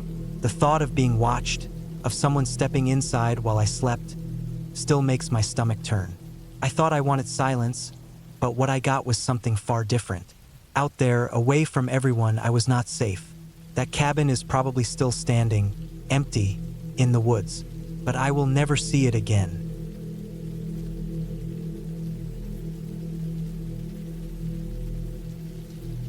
I had been looking forward to the trip for weeks. I needed a break from everything in the city, the constant noise, the pressure from work, the traffic, the endless flow of people. I wanted nothing but quiet, a place where I could sit in silence and listen to nothing but the sound of wind through trees. A friend had once told me about a cabin tucked away deep in the woods of the northern mountains. He had gone there in the fall and said it was the most peaceful place he had ever stayed. I managed to find out who owned it, reached out and rented it for a week. It was supposed to be a simple retreat, just me and the silence. I packed food, water, extra fuel, a small generator, and everything I thought I might need. I told myself I would hike, read, and rest. That was all I wanted. The drive took most of the day. The last part of the road turned to dirt and wound up through endless forest. The trees grew thicker and thicker, tall pines and spruces standing like dark walls on both sides. The sun was dropping lower by the time I reached the cabin. It was small, older, built with heavy logs that had darkened with time. The roof was metal, patched in a few places, but it looked solid. A narrow porch stretched across the front. The woods pressed close, so close that the clearing around the cabin barely gave it breathing room. No neighbors, no traffic, no cell service. Just the sound of wind and the creaking of the trees. At first, it was exactly what I wanted. I unpacked slowly, moving supplies from the truck into the cabin. Inside, the place was simple. One main room with a wood stove, a small kitchen area, and a single bedroom off to the side. There was no running water, only a hand pump outside. The windows were small and let in only enough light to see. Dust clung to everything, and the air had that still, slightly musty smell that empty places always carry. I opened the windows to let in fresh air, set my gear on the table, and lit a lantern as the sun sank behind the trees. I remember standing on the porch that first night, staring at how quickly the forest swallowed the light. The trees seemed endless. By the time full darkness fell, I could not see more than a few feet beyond the porch. It was like standing at the edge of a black wall. I went inside, shut the door, and tried not to think about how alone I was. The first night passed quietly. The wind pushed against the cabin, branches creaked, and somewhere an owl called. The sound carried strangely through the forest, bouncing in ways I was not used to. I lay in bed listening, my body tense though I had no reason to be. Eventually I fell asleep. Morning came bright, the air cool and sharp, the forest full of bird sounds. I made coffee, sat on the porch, and felt the quiet I had been craving settle in. Felt good. I told myself this was exactly why I came. I spent the next day exploring the woods around the cabin. The ground sloped steeply in some places, and patches of thick brush made the walking slow. I found an old trail that looked like it had not been used in years. The path twisted deeper into the forest. I followed it for a while, enjoying the silence, the crunch of leaves underfoot. I noticed animal tracks in the mud near a stream. Some deer, some smaller prints I couldn't place. I didn't think much of it. In the afternoon, I cut wood near the cabin, stacking it by the porch. I wanted to be ready in case the nights grew colder. By the time the sun dropped, I was tired but content. I thought the week would pass this way, simple, quiet, uneventful. But on the second night, I woke to a sound. It was faint, so faint I thought at first it was part of a dream. A steady scrape, slow and deliberate, somewhere outside. I lay in the dark, eyes open, heart beating harder than it should have. The sound came again. Scrape, then silence. I sat up in bed, straining to hear. The wind had died, and the forest seemed to be holding its breath. I heard it again, closer this time, near the porch. A dragging sound, like something heavy being pulled across wood. My throat felt tight. I wanted to believe it was an animal, maybe a raccoon or something brushing against the cabin. But it was too steady, too intentional. I stayed frozen, listening. After a long stretch of silence, I heard footsteps in the leaves. Slow, careful, moving away from the cabin. My skin went cold. I didn't sleep again that night. In the morning, I tried to convince myself I had imagined it. Maybe it was a branch falling, or the wind making the old cabin creak. Still, I went outside and walked the area around the porch. The ground was soft from recent rain. I found prints in the dirt. Not boots, not shoes. Bare feet. The sight stopped me cold. They were clear enough to see the shape of toes pressed into the mud, heading toward the tree line. I felt my chest tighten. Someone had been here. Someone had walked up to my cabin in the middle of the night and stood close enough to touch the porch. My mind scrambled for explanations. Maybe a hiker lost in the woods.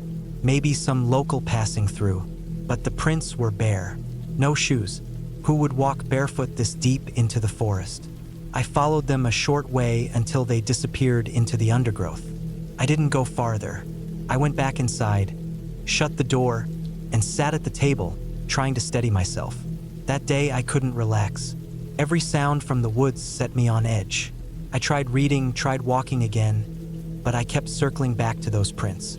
I told myself I was safe, that the cabin was solid, that whoever it was had left. But the unease stuck with me. As the sun went down, my stomach knotted. I lit the lantern early, checked the locks on the doors and windows, and kept the rifle I had brought leaning within reach. When night fully closed in, I sat listening. The silence pressed against the cabin. Hours passed. My eyelids grew heavy, but fear kept pulling me awake. It was close to midnight when I heard it again. A soft scrape, this time against the window. I froze. The lantern light flickered. Slowly, carefully, I turned my head. Through the glass, just at the edge of the light, I saw the faint outline of a face. Pale skin, eyes staring, unmoving. My chest seized. Couldn't breathe. The face lingered there for a long, unbearable moment, then slipped away into the dark. I didn't move for nearly an hour, gripping the rifle so tight my hands hurt. Eventually, I worked up the courage to step to the window. Nothing, just blackness pressing against the glass. The rest of the night dragged. Every creak of the cabin made me jump. By morning, I felt hollow. I walked outside again, searching for prints. There were more this time, circling the cabin, close to the walls. Bare feet again. I saw where someone had crouched near the window, toes dug deep into the mud. My stomach turned. This wasn't random. Whoever it was had been watching me. I thought about leaving right then. The truck was ready. I could pack and be gone in an hour. But part of me didn't want to admit defeat, didn't want to believe I was being driven out. I told myself maybe it was a one-time thing, maybe whoever it was had moved on. I stayed. I wish now I hadn't. The days that followed bled together, filled with unease. I stayed close to the cabin, rarely venturing into the woods. I listened constantly, straining for footsteps or movement. At night, I barely slept. Sometimes I thought I heard whispers of sound beyond the walls. A branch snapping, a breath, a shuffle of leaves. When I checked, there was nothing. But each morning, new prints appeared. Always bare feet, always circling. Once I found them on the porch itself, toes inches from the door. Another time, I found marks on the wood of the doorframe, faint scratches, as though fingernails had dragged across it. By the fifth night, I had not slept more than a few hours total. My nerves were raw, my thoughts jagged. The forest that had once felt peaceful now felt suffocating. I wanted out, but I kept putting it off, telling myself I could last. That night, a storm rolled in. Rain hammered the roof, wind howled, branches whipped against the walls. I sat by the stove, staring at the door, rifle in my lap. The storm masked every other sound. I hated it. I couldn't tell if anyone was out there. I felt trapped, blind. Hours passed.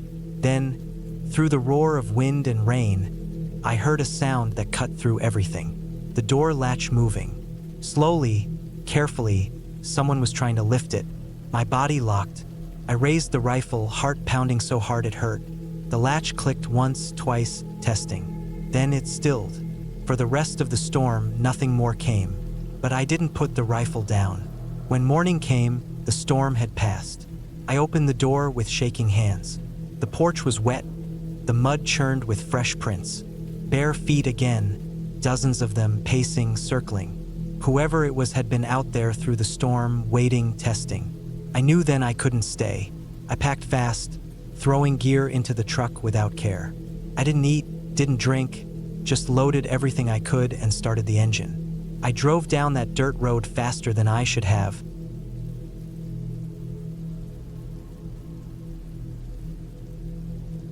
I had rented the cabin for a week because I thought I needed some time away from everything. I had been working too much, barely sleeping, and I wanted silence, no traffic noise, no phones ringing, no neighbors moving about in the hallways.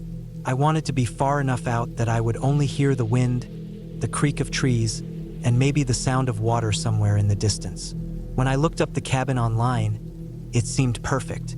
Old, wooden, standing on a small clearing with trees pressing in from all sides, and not another house in sight for miles. There was a gravel road that wound up a hill and then disappeared into the woods, and the listing said that at the very end of it sat the cabin. I thought it was exactly what I wanted. When I arrived, the first thing that struck me was how quiet it really was. The air felt heavier than in the city, cooler, with a damp smell of dirt and pine needles. The cabin was smaller than I expected but solid, built from dark logs with a tin roof that showed rust in places. There was a porch with 2 chairs, though one had a broken leg, leaning at an angle. The windows were dusty, and I noticed spiderwebs along the corners of the frames. Inside, it was even more basic. One main room with a wood stove, a small kitchen counter, a narrow hallway leading to a bedroom and a bathroom. The floorboards groaned with every step, and the air smelled like stale smoke and mildew. There was a faint chill, even though it was summer, the kind that made me feel like the walls had absorbed decades of damp weather and would never fully dry. I set my bag down, checked the windows, and started opening drawers and cabinets to see what was left behind by whoever owned the place. The kitchen had a few old pots, a pan, and some mismatched utensils. There were dents in the pan as if it had been dropped more than once. In one cabinet, I found a stack of plates, each chipped at the edges. The fridge was unplugged, and I kept it that way. I had brought a cooler full of food and a camping stove just in case. I felt good about being prepared. That first night, I lit a small fire in the stove. I sat on the only chair in the living room, which sagged in the middle, and listened to the crackle of wood. Outside, it was so quiet that every gust of wind against the trees sounded like a wave pushing through the forest. I tried to read, but I couldn't focus. My ears kept straining for sounds. Every creak of the cabin made me glance up. It wasn't fear, not yet, but more of a raw awareness that I was completely alone out there. No streetlights, no background hum of traffic, no voices carrying from nearby apartments, just stillness. By the second night, I noticed things more. At first, it was small details like how the back door didn't shut tight unless I leaned into it hard. The latch barely caught. The side window had no lock, just a nail someone had hammered in at an angle to hold it closed. I thought about animals, maybe raccoons or even bears, pushing their way in. That thought made me uneasy, but I tried to push it aside. I reminded myself I wanted isolation, and isolation came with little problems like that. But later that night, as I lay in the bedroom with the lights off, I heard something that made me freeze. A sound outside. It wasn't loud, not even clear, but it was there, like a branch snapping under weight. I held my breath and stared at the ceiling. A few seconds later, another sound. A soft crunch in the dirt, slow, almost deliberate. My heart started to pound. I tried to tell myself it was an animal, a deer maybe moving through the clearing. Still, I got out of bed and went to the front window. The glass was dirty, and the night was too dark to see much, but I thought I caught movement between the trees, a darker shadow moving through shadows. I stood there for a long time, waiting. Nothing else happened. Finally, I went back to bed, though I didn't sleep well. Every sound kept me on edge. The next morning, I walked the perimeter around the cabin. The grass was pressed down in a few places near the tree line, and I saw what looked like footprints in the soft dirt. They weren't clear enough to tell for sure, but they didn't look like deer tracks. They looked longer, flatter, almost like human steps. My stomach tightened, but I told myself maybe a hunter had passed through or someone hiking off trail. The cabin wasn't completely unknown after all. That day I stayed busy.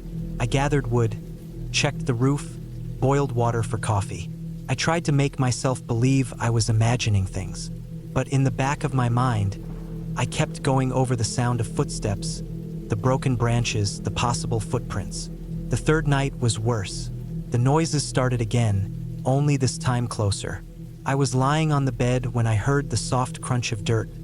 The faint swish of grass moving came from the side of the cabin. I sat up, every nerve in me awake, and strained to hear. The sound circled, slow and steady, like someone walking the perimeter of the cabin, just like I had done that morning. My mouth went dry. I wanted to believe it was an animal, but no animal walked like that, keeping close to the walls, step after careful step.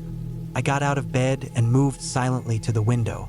My hands were shaking as I pushed the curtain aside. I saw nothing but darkness, trees pressing in, and the faint shape of the porch. The sound stopped.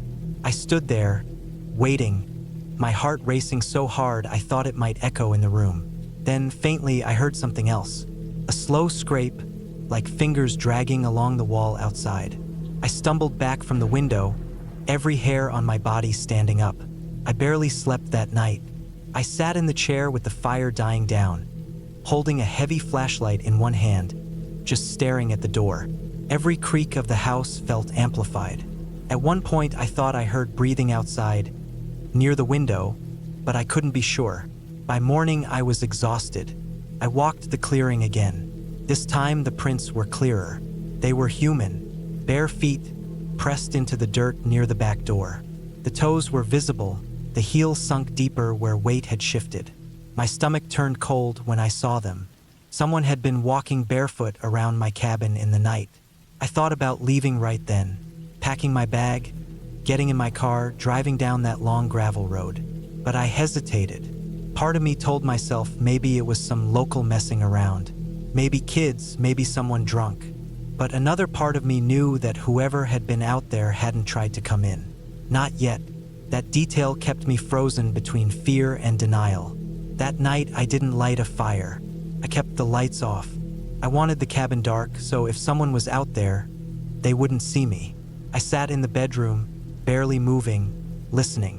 Hours passed in silence, and I almost started to relax. Then, past midnight, I heard the soft crunch of dirt again. Slow, careful steps circling the cabin. My chest tightened until I could hardly breathe.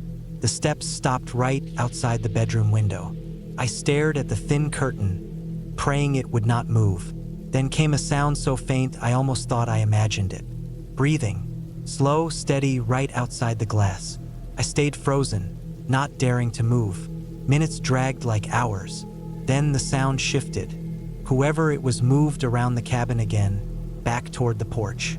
I heard the creak of wood, the slight press of weight on the porch boards. They were standing right outside the front door.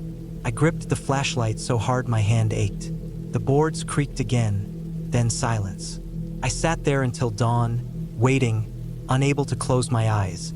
When morning finally came, I opened the door slowly.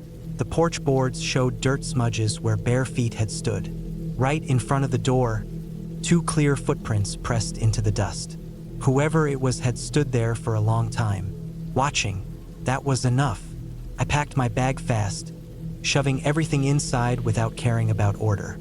I threw it into the car and started the engine. The gravel road felt longer than before, every twist and turn crawling by. My hands shook the whole way. Only when I reached the highway did I breathe again. Even now, I can't stop thinking about it. The slow steps, the footprints, the breathing outside my window. Whoever it was never tried to break in, never spoke, never showed themselves. They just circled, watched, and waited. I don't know what they wanted. I only know that if I had stayed one more night, maybe I would have found out.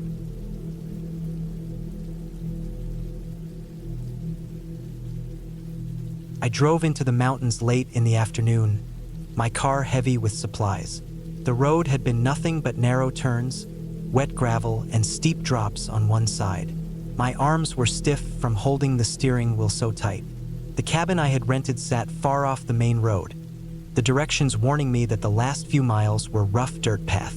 I thought it was exaggeration until my car started bouncing so hard I felt the cooler in the back slide against the trunk wall. Branches scraped against the sides, and the sound made me wince because I knew the paint was getting scratched. But there was no turning back. When I finally saw the clearing, the cabin sat on the far edge.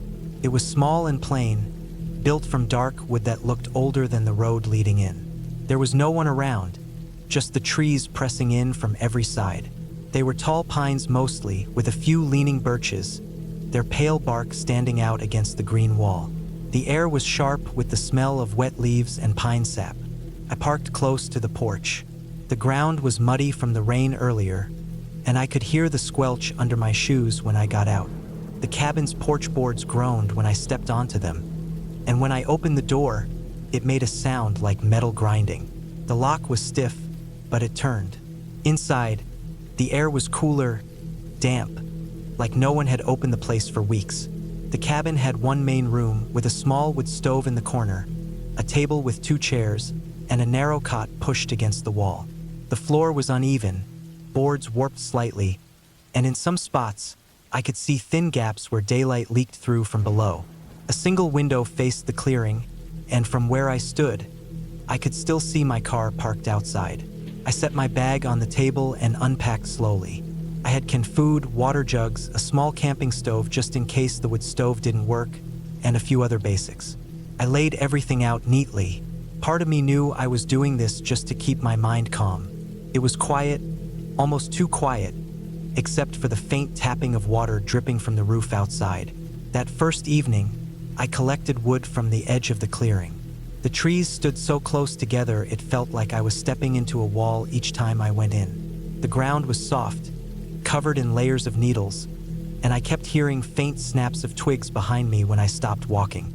I told myself it was just animals moving around.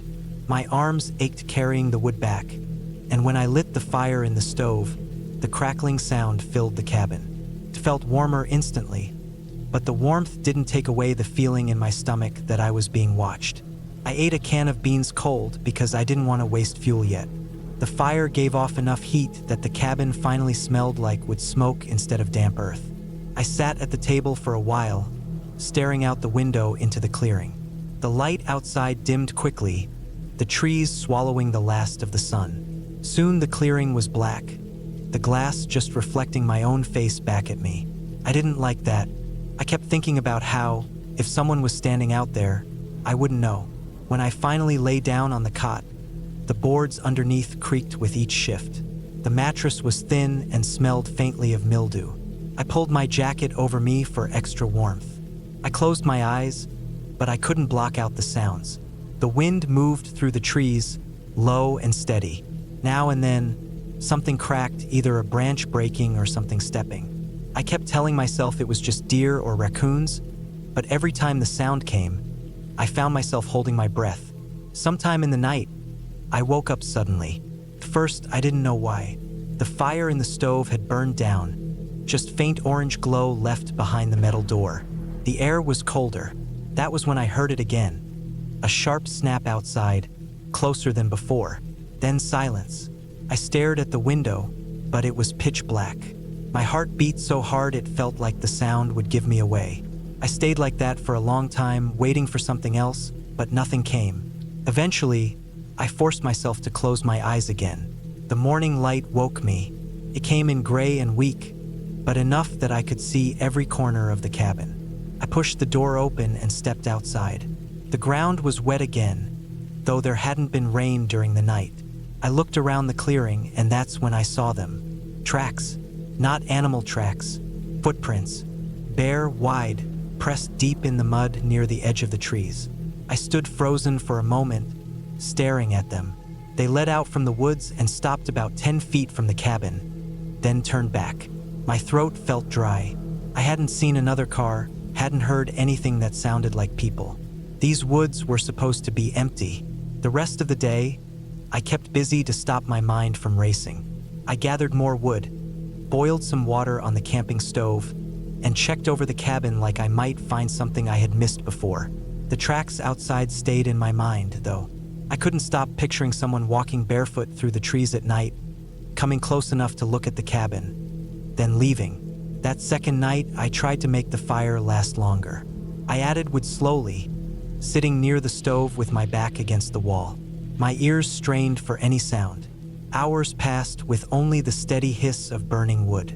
I almost let myself relax. But then, just as I was starting to doze off, I heard it. A soft scrape against the porch boards.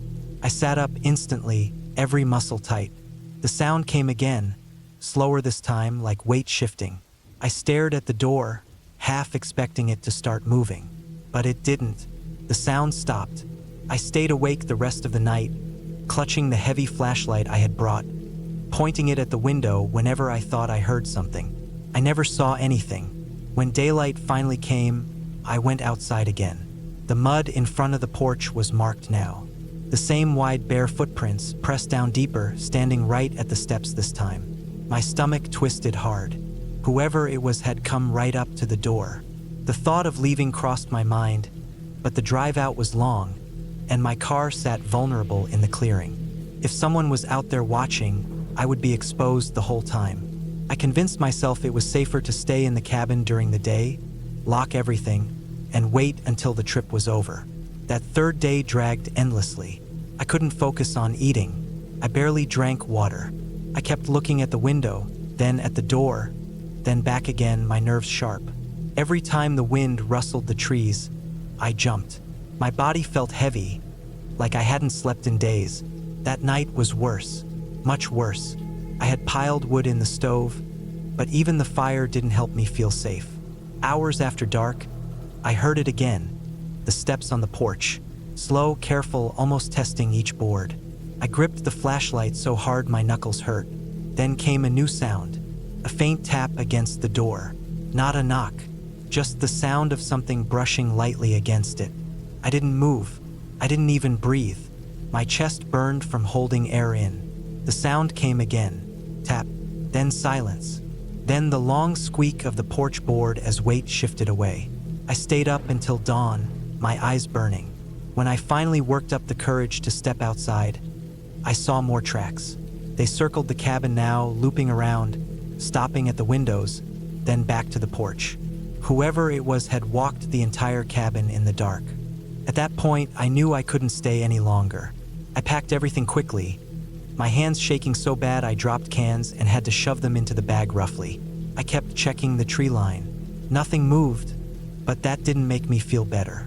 The whole time I knew someone had been here night after night, and there was nothing to stop them from coming back as I loaded the car. The drive back down the dirt path felt endless. Every time the car slowed in the mud, I thought about what would happen if it stalled. I kept looking in the mirror, half expecting to see someone standing in the road. My shoulders were locked tight, and my eyes stung from not blinking enough. When I finally reached the paved road, I didn't stop. I kept driving until I saw other cars, until I passed houses, until the cabin and the woods were far behind me. I never found out who left those footprints. I never saw a face, never heard a voice. But I know what I heard. I know what I saw pressed into the mud outside. And I know that someone walked the porch of that cabin in the middle of the night, only a thin door between us. That thought still follows me. It doesn't matter where I sleep now, city or country, locked doors or neighbors nearby. The fear is the same, because I know how easy it is for someone to stand outside in the dark, watching, waiting, close enough that you can hear them breathe, and you might never know until it's too late.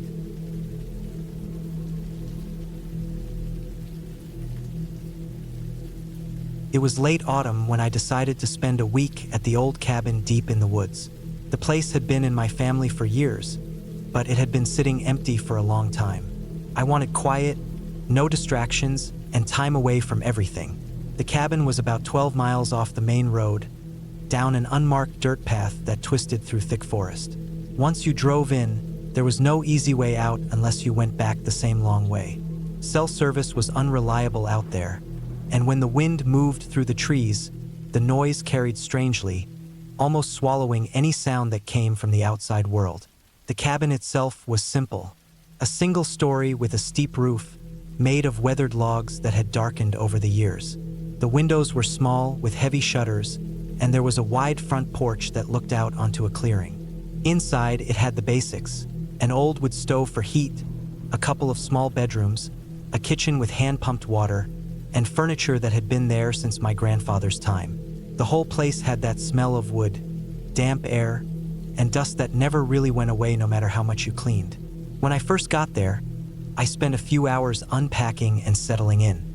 I brought canned food, bottled water, extra firewood, and a lantern in case the power went out, which it often did. By evening, I had a small fire going in the stove and was sitting at the old table with a notebook, planning out what I wanted to do with the week.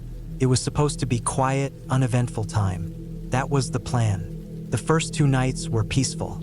I cooked simple meals, read old books, and spent time walking the edge of the clearing, listening to the wind and the rustle of branches. The forest was dense, and the deeper you looked, the darker it got, even in the daytime. Sometimes I thought I heard things moving out there, but it was always easy to blame on deer, raccoons, or just the creaking of trees. At night, the woods grew so dark that the cabin windows became like black mirrors. I avoided looking out too much after sunset because the thought of staring into that darkness and not knowing what could be standing there unsettled me. By the 3rd night, I started noticing small things that bothered me. They were the kind of details you'd normally ignore, but once you focus on them, they stay with you. For example, the front porch steps had damp leaves on them in the morning, even though I swept them clear the night before. It was possible the wind carried them up, but the way they were scattered felt more like something had walked across them. Then, one afternoon, while chopping wood, I noticed faint impressions in the soft ground near the treeline. They looked like boot prints.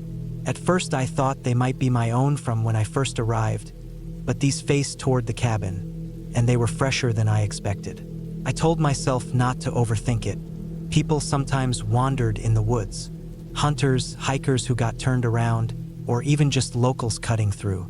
Still, I hadn't seen or heard another person since I arrived, and the path to the cabin wasn't marked. You didn't just stumble onto this place. That night, I lay in bed listening to the forest. The cabin walls creaked as they always did, and the fire popped in the stove. I must have dozed off, but I woke suddenly sometime past midnight. There was a noise outside, slow, steady steps on the porch. My body froze. The steps weren't heavy, but they were clear. The boards groaned under the weight of someone moving. I held my breath, waiting to hear a knock or a voice, but nothing came. The steps moved to one end of the porch, paused, then to the other side, pausing again. After several minutes, they faded. I barely slept the rest of that night. When morning came, I opened the door and checked the porch. There were faint smudges on the wood, darker than the surrounding boards, as if damp boots had stepped there. They weren't sharp prints, but they were enough to convince me I hadn't imagined it. From then on, I couldn't relax. Every sound outside caught my attention. The crack of a branch, the shift of leaves, the scrape of something against wood. I started keeping the shutters closed, even in the daytime, so no one could see in. At night, I made sure the lantern was off and the fire in the stove was small enough not to throw much light. I moved quietly inside, as though whoever was out there might be listening. The 4th night was worse. I woke again to noise on the porch, but this time there was more.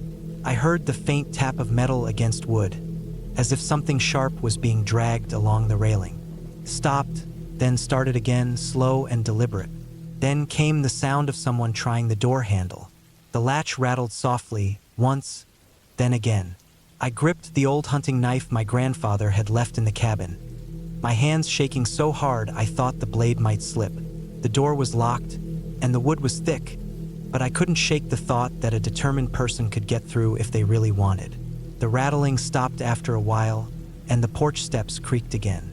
Silence followed, long and heavy. I stayed awake until the first light showed through the cracks in the shutters. In daylight, I walked the clearing, looking for any trace of someone being there. Near the side of the cabin, under one of the windows, I found disturbed soil where someone had stood. There were boot prints again, clearer this time, angled toward the glass. Whoever it was had been peering inside. My stomach sank when I realized it had been the bedroom window where I slept. That was the moment I knew this wasn't just a wanderer or a lost hiker. Whoever was out there knew I was here. They were watching, waiting, testing the cabin. I considered leaving, but the dirt path was long, and my truck was parked right near the edge of the clearing. If the person was watching, I'd be exposed the moment I stepped outside. I didn't know if they were armed or how many there were. All I could do was stay inside, keep the doors locked, and hope they gave up. The next night, I tried not to sleep, but exhaustion won. I drifted off in the chair by the stove. What woke me wasn't footsteps this time. It was the soft, slow sound of breathing. Not mine. Not inside the room, but just outside the wall under the bedroom window again. The sound was faint, steady, drawn out. Someone was standing there in the dark, close enough that I could hear the rise and fall of their chest through the thin log wall. I sat frozen for what felt like hours, gripping the knife, too afraid to even move. Eventually, the breathing stopped. At dawn, I checked again. More boot prints circled the cabin now, overlapping each other, some old, some fresh.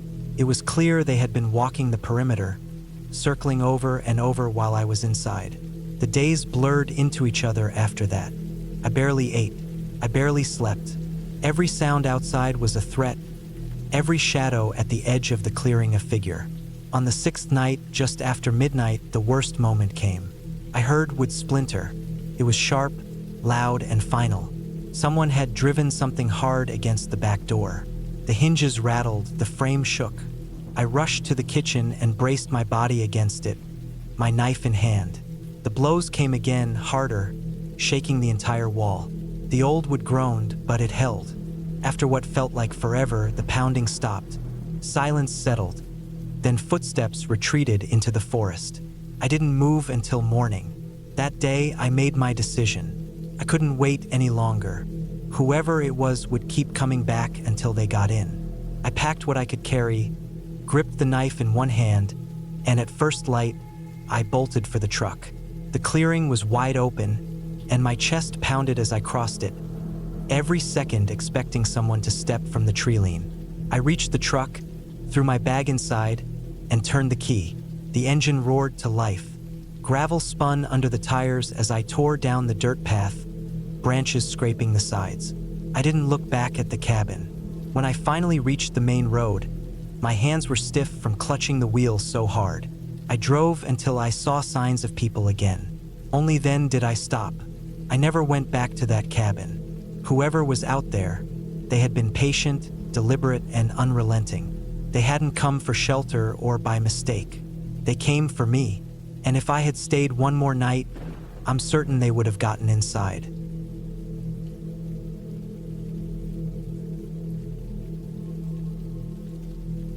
I had always liked the thought of being away from everything for a while, somewhere quiet, somewhere where I could hear only my own footsteps and the wind moving through the trees. That was why I went up to the old cabin. It sat deep in the woods, far from town, a place that I thought would let me breathe a little easier. It wasn't the kind of cabin that looked nice in a picture or one that had been kept up perfectly.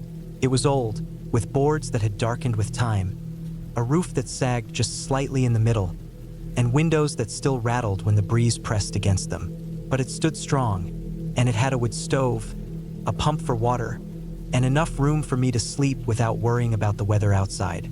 The first day I arrived, everything seemed fine.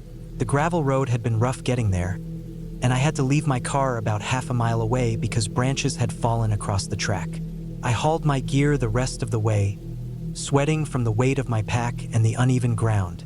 When I reached the cabin, I set my bag down on the porch and stood for a moment, just listening. The forest was thick around me, tall pines and bare branches that seemed to knit themselves into a wall.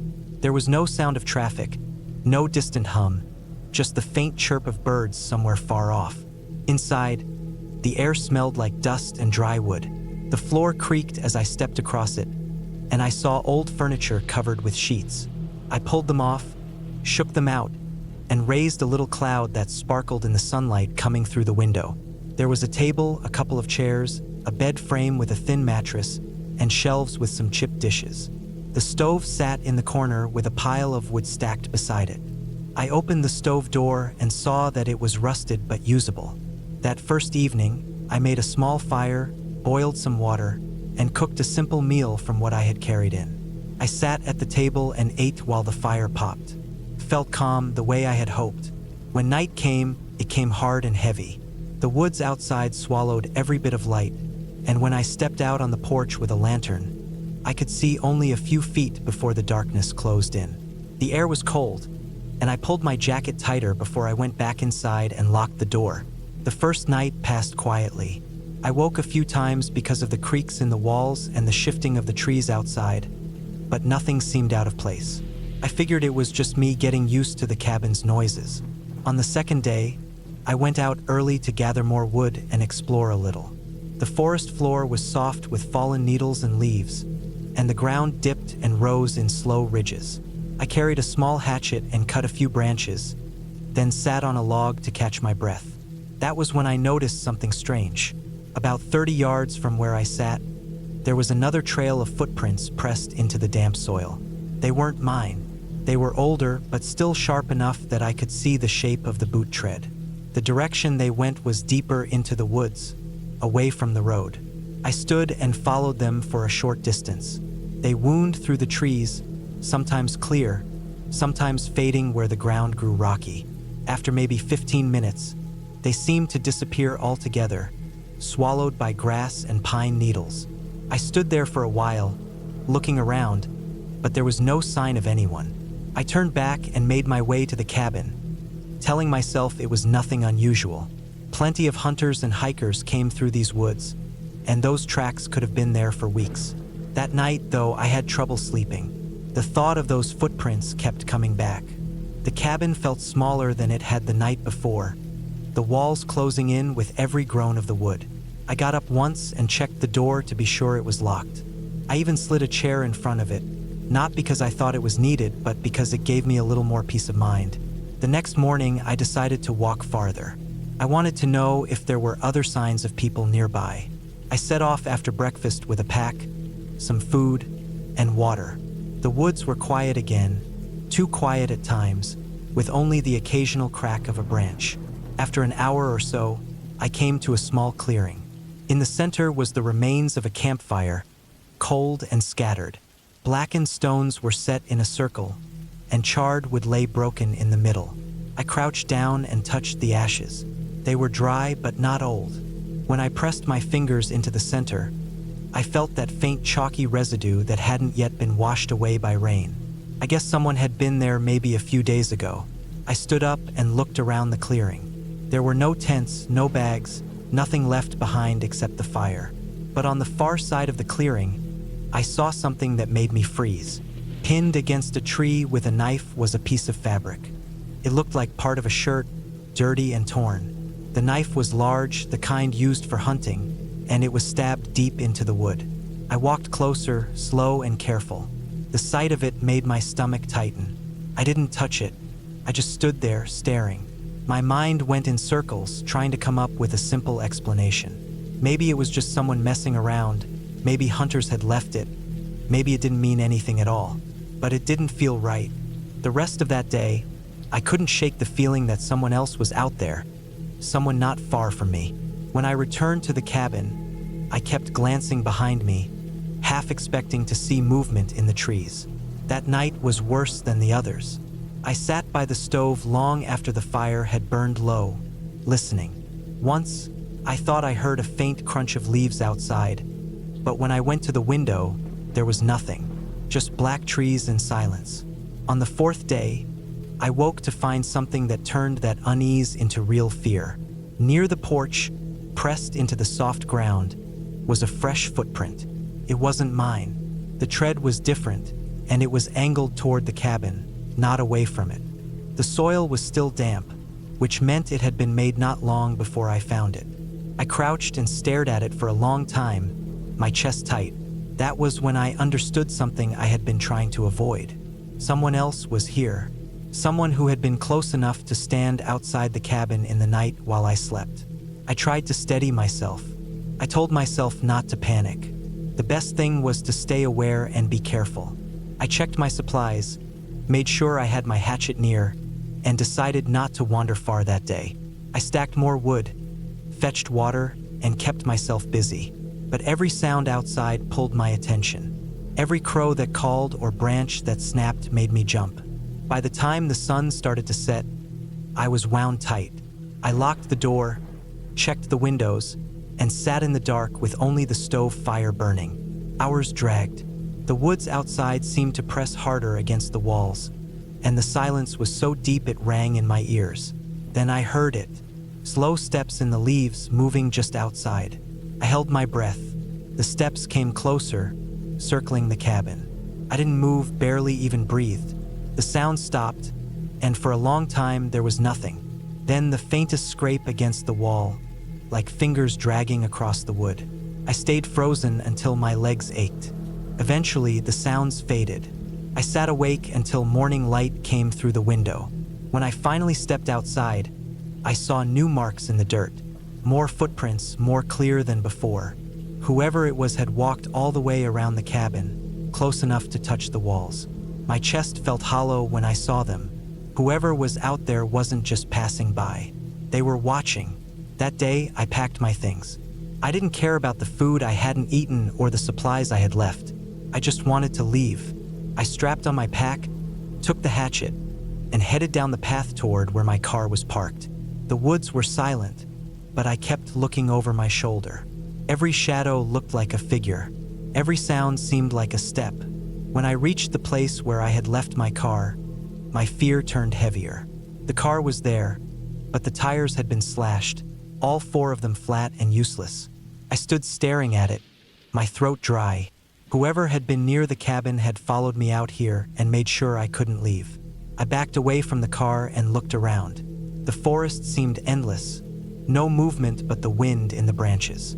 I thought about trying to walk the miles back to town, but the idea of being caught on the road, exposed and alone, made my stomach twist. I decided the only thing I could do was go back to the cabin, at least for now. It was the only shelter I had, the only place with walls and a lock.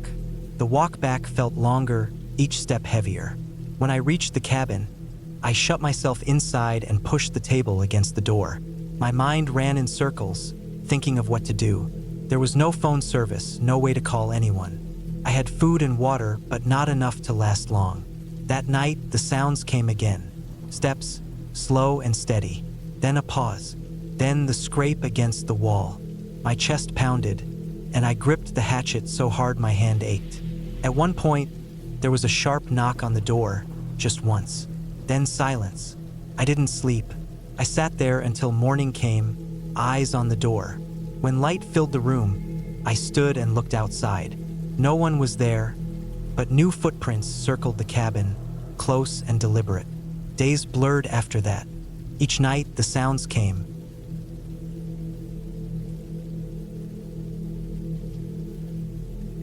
I had always thought that renting a cabin in the mountains would give me a quiet escape from everything. I had been overworked for months, constantly surrounded by noise, and I felt like I needed to get away from people, traffic, and the constant pull of work emails.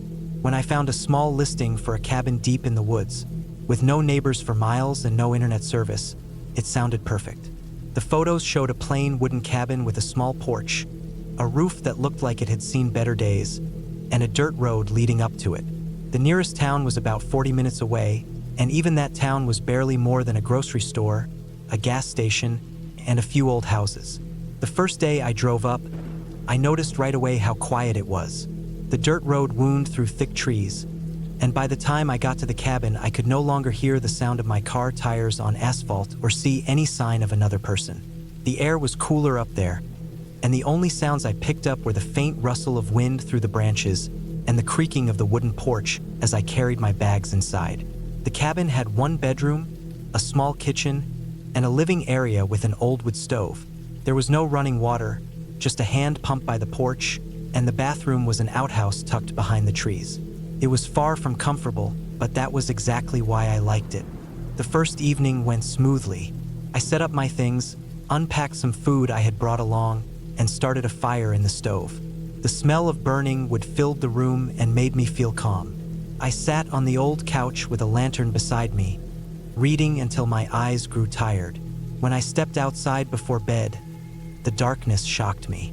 In the city, even at night, there is always some light, street lamps, passing cars, or buildings glowing in the distance. But out here, the darkness was thick and heavy, pressing against my face. When I looked up, I could see more stars than I ever thought possible. I stood for a while, trying to adjust to it, but eventually the silence felt too big, so I went inside and locked the door. The second day was easy. I made breakfast on a small propane burner I had brought, then went for a hike along the dirt road to stretch my legs. The trees were so thick that they blocked out most of the sky, and every now and then I thought I heard branches snapping somewhere deeper in the woods. I told myself it was just deer or maybe a raccoon. The air smelled like pine needles and damp earth. When I got back, I pumped water into a jug, cooked lunch, and spent the afternoon writing in a notebook. Everything felt slow, steady, and peaceful. It was during the third evening that I noticed something strange. I was sitting on the porch after sunset, listening to the last of the birds quiet down, when I thought I saw movement on the tree line. At first it was just a shadow shifting, but then it looked like a person. The figure stood between two pines, not moving closer but not stepping back either. My heart sped up as I tried to focus. I told myself it could have been a trick of light, maybe even a deer standing tall. I waited for a while, staring, but eventually the shape seemed to disappear back into the woods. I went inside and locked the door, telling myself not to overthink it. It was just the dark playing tricks. Still, I barely slept that night. I kept listening for sounds outside, and every creak of the old cabin floorboards made me jump. The next morning, I tried to shake it off. I busied myself with chopping some wood and boiling water for coffee. The daylight made everything look normal again, but I couldn't stop thinking about the figure at the trees. That night, I made sure the lantern was full and kept it burning longer than usual. Around midnight, just when I was about to blow it out and force myself to sleep, I heard footsteps outside. Slow, careful, crunching footsteps on the gravel near the porch. I froze in bed, my breathing shallow. The sound stopped for a while, then I heard the wooden steps of the porch creak. Someone was standing right outside. I lay there for what felt like forever, my hands sweating, my ears straining. After a while, the sound faded, like the person had stepped off and walked away into the woods. I didn't move until the first gray light of morning came through the window. By then, I was convinced it wasn't just my imagination. Someone had been outside. I checked the porch, and sure enough, there were faint footprints in the dirt. They were human footprints, larger than mine, leading up to the steps and back toward the trees. That day, I felt uneasy the entire time. I tried to distract myself by hiking again, but I kept looking over my shoulder, half expecting to see someone following. When I returned in the evening, I set up a small system to make me feel safer. I stacked an old metal pot against the inside of the door, so if it opened, the pot would fall and make noise. I also set a lantern by my bed, ready to light it fast. I hardly slept. My ears kept searching for the faintest sound, and every now and then I thought I heard something. A branch breaking, a faint rustle. But the pot never fell and the door stayed shut. On the fifth day, I debated leaving. I told myself I might just be paranoid, maybe mixing natural forest sounds with my nerves. But when I went outside to pump water, I saw something that made my stomach twist. On the porch railing, carved into the wood, were two lines. They were fresh, cut deep with something sharp, maybe a knife. They hadn't been there before. Someone had been close enough to touch the cabin while I was inside. That was when the fear shifted from vague unease to something real and heavy. I realized I wasn't just imagining it. Someone was out there watching me, maybe waiting. I considered leaving immediately, but the problem was the dirt road. It was narrow and rough, with trees pressing in on both sides. If someone was out there, they could block the road or follow me. I decided to stay until morning, when I could drive out in daylight. That night was the longest of my life. I kept the lantern burning, my eyes fixed on the windows. I heard movement outside again, faint at first, then clearer. The crunch of steps, the brush of something against the wall. The porch creaked more than once. At one point, I was certain someone tried the door because the pot shifted and rattled. My chest tightened as I gripped the handle of the small hatchet I had brought for splitting kindling. The steps faded eventually, and silence returned, but I didn't sleep at all. When dawn came, I packed quickly. My hands were shaking as I loaded my bag into the car. I kept glancing at the trees, half expecting to see someone standing there. When the engine started, I felt a wave of relief. The drive out felt endless. Every turn of the dirt road seemed like it might reveal a figure standing in the middle. My eyes darted between the trees, scanning for movement. Once, I thought I saw someone in the distance, just for a second, but when I looked again, the space was empty. When I finally reached the main road and saw another car pass by, I let out a breath I hadn't realized I was holding. I didn't stop until I was back in town, surrounded by people and noise again.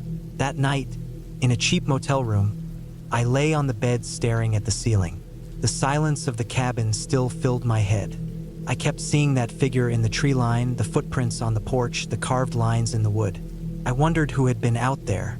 A hunter? A drifter? Someone who lived in those woods and didn't want me near? I realized I would never know, and that was what made it worse. I had gone to the cabin for peace, but what I found was a reminder of how vulnerable you are when you're alone, cut off from everyone. Out there, if something had happened, nobody would have heard me. Nobody would have known. When I drove home the next day, I made a silent promise to myself. I would never go that deep into isolation again. The peace I had been searching for wasn't worth the feeling of being watched in the dark, of knowing someone had been only a few feet from me while I tried to sleep. Even now, back in the safety of the city, I sometimes wake in the night and strain my ears. For a moment, I think I hear footsteps on gravel, the soft creak of a porch step, and I remember the cabin and the stranger in the woods who never showed their face.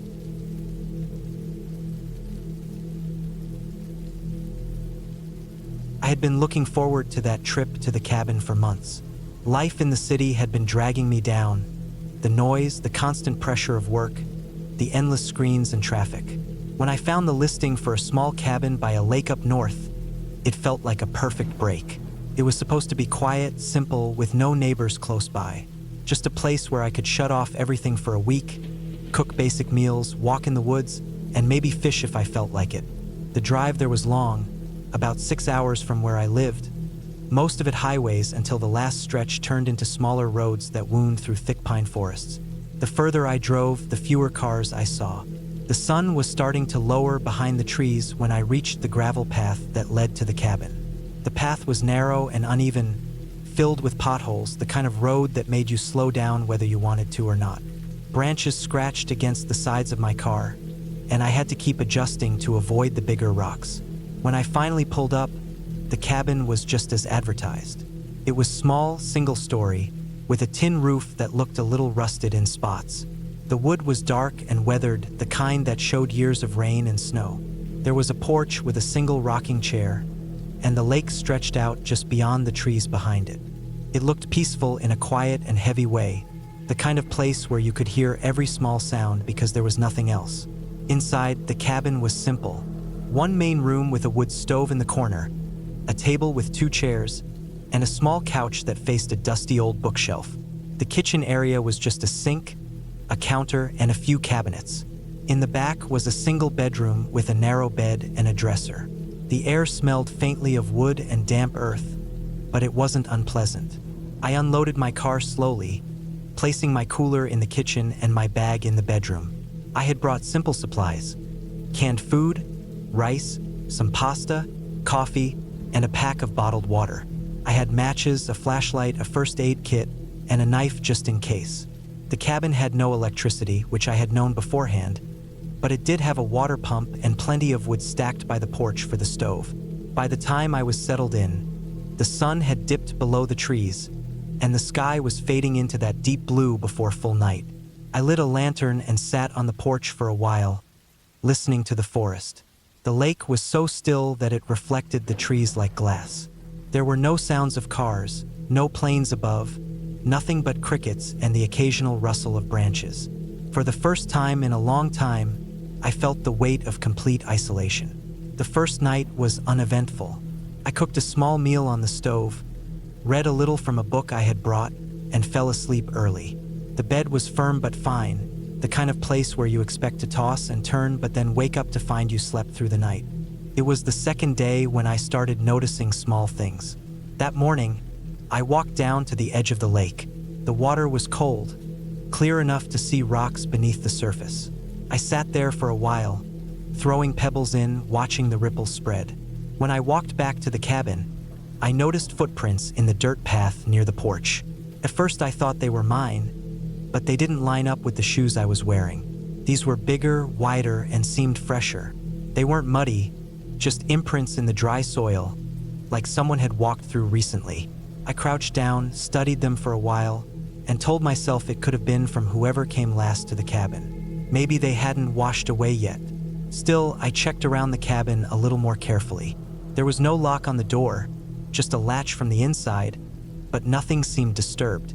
The wood pile was the same, the windows dusty but untouched. I let it go, though it stayed in the back of my mind. Later that afternoon, I decided to explore the woods behind the cabin. The trees were tall and close together, their branches blocking out much of the light. The ground was uneven with roots and patches of moss, and every step crunched with dry needles. I didn't go far, just enough to get a sense of the place. It was quiet in a way that made me feel like I was being listened to. Every time I stopped, it was as if the forest stopped too. When I got back, I noticed something else. My cooler, which I had left on the counter, was shifted slightly. Not much, just a few inches, but enough to make me pause. I knew I hadn't touched it since the morning. The latch on it was still closed, but the shift made me uneasy. I searched the cabin again, looking under the bed, in the closet, even behind the couch, but there was nowhere for anyone to hide. That night, I had trouble sleeping. The woods outside seemed louder, with more cracks of branches and sudden thuds. I told myself it was just animals, deer, raccoons, maybe a bear far off, but every sound made me sit up, straining to hear if it came closer.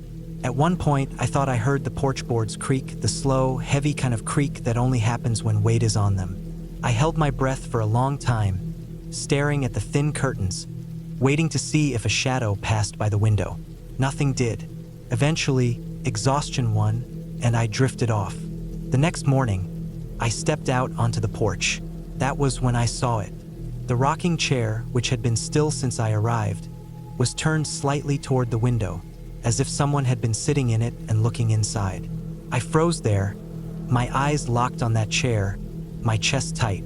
The dirt around it had faint scuffs, not clear footprints, but marks that suggested movement. I tried to reason with myself. Maybe I bumped it without noticing, maybe wind had shifted it during the night. But the air had been still, and I knew deep down I hadn't touched it. From then on, I couldn't shake the feeling of being watched. Every trip to the lake, every time I stepped into the woods, I kept glancing back. I started locking the door from the inside even during the day. I made sure to keep my knife close, tucked under the pillow at night, though the thought of actually needing it made my stomach turn. By the fourth day, things got worse. I woke up to find the lantern on the table had been moved to the floor. Not knocked over, not fallen. It was placed carefully, upright, near the center of the room. My pack of bottled water had been unzipped, and one bottle was missing. At first, I thought maybe I had done it half asleep, but I knew I hadn't. The realization that someone had been inside while I slept sank into me like ice. I searched the cabin again, every corner, every drawer. Nothing else was gone, but I noticed small changes. A chair pulled out slightly, a book on the shelf turned the wrong way, a spoon left on the counter. Little things, but they added up to something undeniable. Someone was coming inside. That day, I didn't leave the cabin much. I sat by the window with my knife close, trying to stay alert. The silence pressed in on me, heavier than before. Every creak of the wood, every rustle outside, set my nerves on edge. I didn't see anyone, but I could feel it, the sense of eyes always on me. When night came, I couldn't sleep. I lay in bed, staring at the ceiling, the knife in my hand. Hours passed, my ears straining for every sound. Then it came, the soft, careful squeak of the latch on the door. I sat up fast, my heart pounding, but I didn't move. The door creaked open slightly, just an inch, then stopped. I stayed frozen, waiting. The air felt thick, my breath shallow. After a long moment, the door eased shut again with the same slow quiet. Whoever was there didn't enter all the way. They were testing me, or maybe waiting for me to make a mistake. I didn't sleep the rest of the night. The next morning, I knew I couldn't stay. Whatever peace I thought I'd find at the cabin was gone. Someone was out there, and they knew I was alone. They had been in the cabin while I slept, moving things, watching. The idea of lasting another night felt impossible. I packed my things quickly, shoving them into my bag and cooler. I loaded the car, my hands shaking as I checked the woods around me. Nothing moved, but I couldn't shake the sense that someone was close, just out of sight. When I started the car, gravel crunching under the tires, I felt both relief and dread. Relief to be leaving, dread because I knew I'd have to drive the long, slow path back out, with trees pressing in on both sides. Every bend in the road, every shadow between the trunks, felt like a place where someone could be standing, watching me leave. It wasn't until I reached the main road, miles away from the cabin, that I let myself breathe fully. My hands were stiff from gripping the wheel so tight. I didn't look back once. Later, when I thought about it, the worst part wasn't the footprints or the moved objects. It was the rocking chair, turned toward the window. The thought that someone had sat there, in the dark, watching me inside, while I was unaware. That image stayed with me more than anything else. I never went back to that cabin. I never even looked at the listing again. The idea of isolation that once felt comforting now only reminded me of that week. The week where peace turned into fear, and I realized how dangerous true silence can be when you're not alone.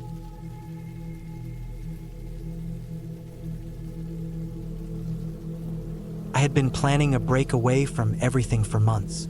The idea of staying in a cabin far from people always felt like something I needed. Life had been pulling me in too many directions, and I thought isolation would clear my head. I booked a small wooden cabin that sat deep in a hilly forest region, far from towns and far from neighbors. It was advertised as a quiet retreat where the nearest paved road was almost 2 miles away.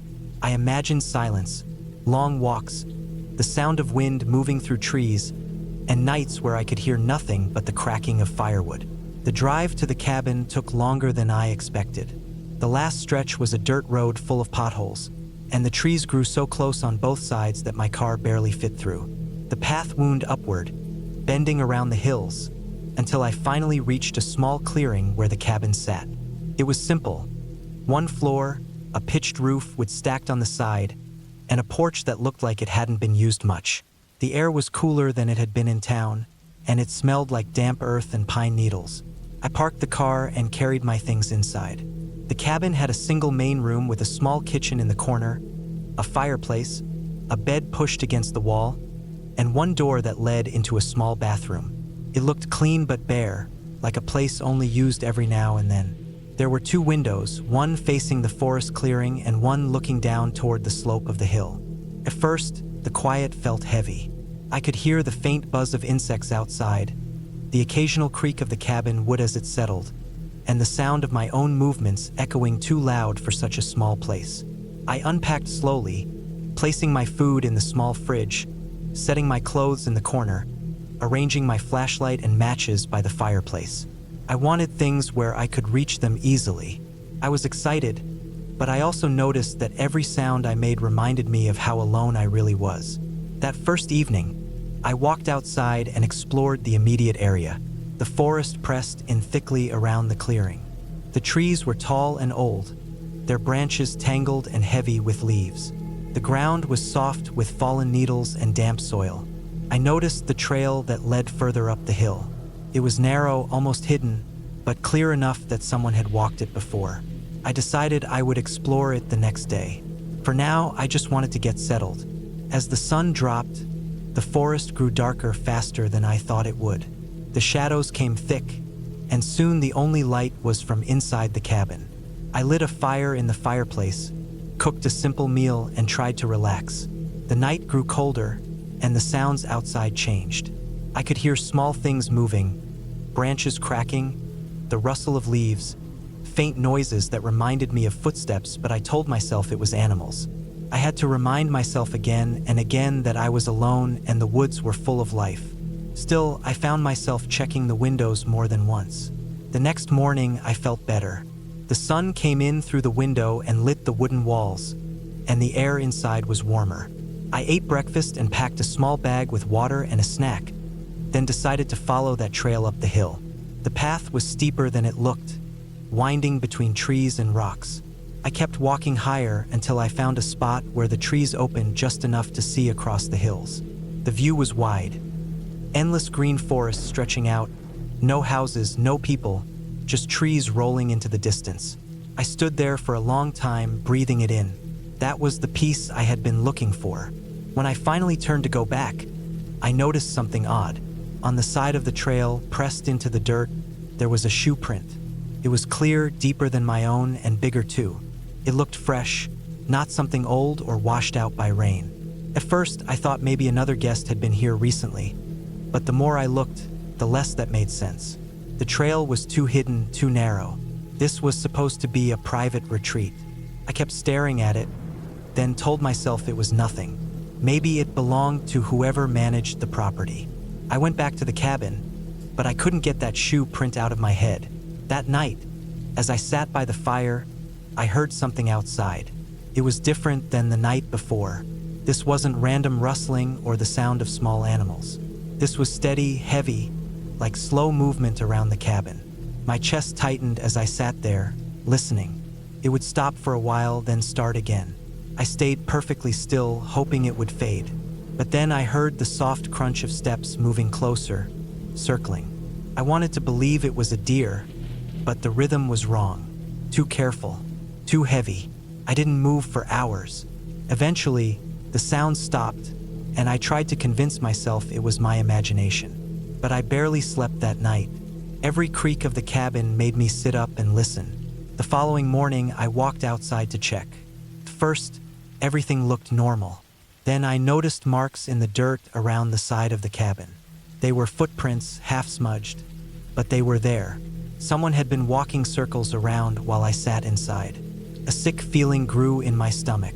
I checked my car, checked the trees, checked everything, but the forest swallowed any trace of where those prints went.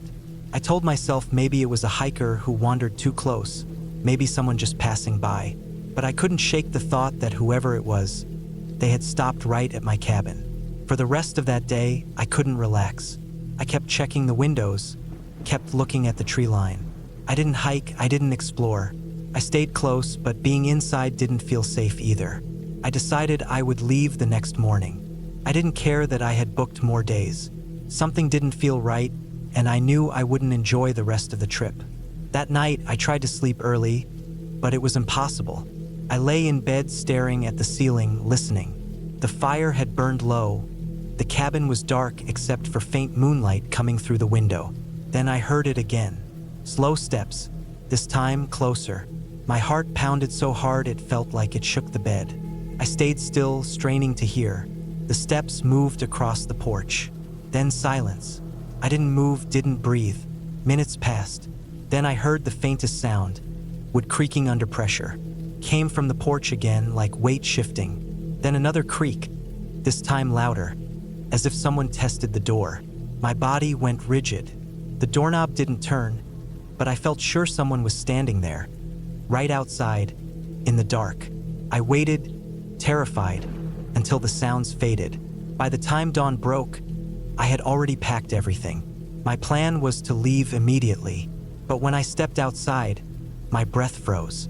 In the dirt, right by the porch steps, were fresh shoe prints, clearer than before. They faced the door straight on. I didn't wait. I shoved my things into the car, started it, and drove down that rough dirt road faster than I should have. The trees blurred past, branches scraping the sides as I forced my way out. I didn't stop until I reached the main road, and even then I kept going, not looking back once. It wasn't until much later, when I had driven hours away, that the full weight of it hit me. Someone had been watching the cabin, not just passing through, not just wandering, watching, circling, coming closer each night. I kept thinking about how close they had been, how thin the wooden walls were, how easily they could have come inside if they wanted. I never told anyone the details. I just said the cabin wasn't what I expected. But even now, I think about those prints, the sound of steps circling me while I sat inside alone. I realized that leaving when I did might have been the only reason I didn't find out what they were planning.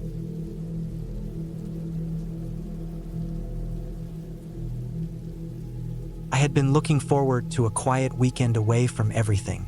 Life in the city was noisy, crowded, and draining, and when my cousin told me about an old cabin he used to rent years ago, tucked away deep in the woods by a lake, I thought it was the perfect chance to reset. He told me it was simple but comfortable, with a wood stove, running water from a well pump, and just enough solar power to keep a couple of lights on at night. The cabin was small, but that was what I wanted. I packed only what I thought I would need. Food for 3 days, a sleeping bag even though there was a bed, a lantern, a small first aid kit, and a hunting knife I had owned for years but barely ever used. The drive out there took almost 5 hours. The last 40 minutes were on a narrow dirt road that kept twisting through thick trees. The forest seemed to grow denser the further I went, until sunlight barely touched the ground. I passed no other cars. There were no houses, no mailboxes, no signs of people, just woods on all sides. When I finally reached the small clearing where the cabin sat, I felt both relief and unease. Relief because I was tired from the drive and wanted to stretch my legs, and unease because the isolation hit me harder than I expected. The cabin was small, just one story with dark wood siding that looked weathered from years of storms. A small porch sat at the front with 2 steps leading up, and behind it the trees pressed in close. I parked the car off to the side and carried my bags inside. The door creaked as I opened it. The inside smelled faintly of pine and old wood smoke. It was one big room with a bed against one wall, a table with 2 chairs, some shelves with dishes and canned goods left behind, and a black iron stove for heating. A window looked out toward the lake, though I could barely see the water through the trees. The place was simple, but it felt solid. I set my things down and walked through slowly, getting used to the silence. The first day passed quietly. I unpacked my food, stacked some logs by the stove, and walked down to the lake to get a better look. The water was calm, surrounded by thick forest on all sides. No houses, no docks, no boats, just water, trees, and sky. It was the kind of view people put on postcards. I skipped a few stones, sat on a fallen log for a while, and listened to the sounds of the woods. The air was clean, sharper than what I was used to. When I went back to the cabin, I cooked a simple meal on the stove, ate slowly, and went to bed early. That night was the first time I really noticed how quiet it got after dark. No hum of traffic, no voices, just the occasional sound of wind moving through the trees or the creak of the cabin settling.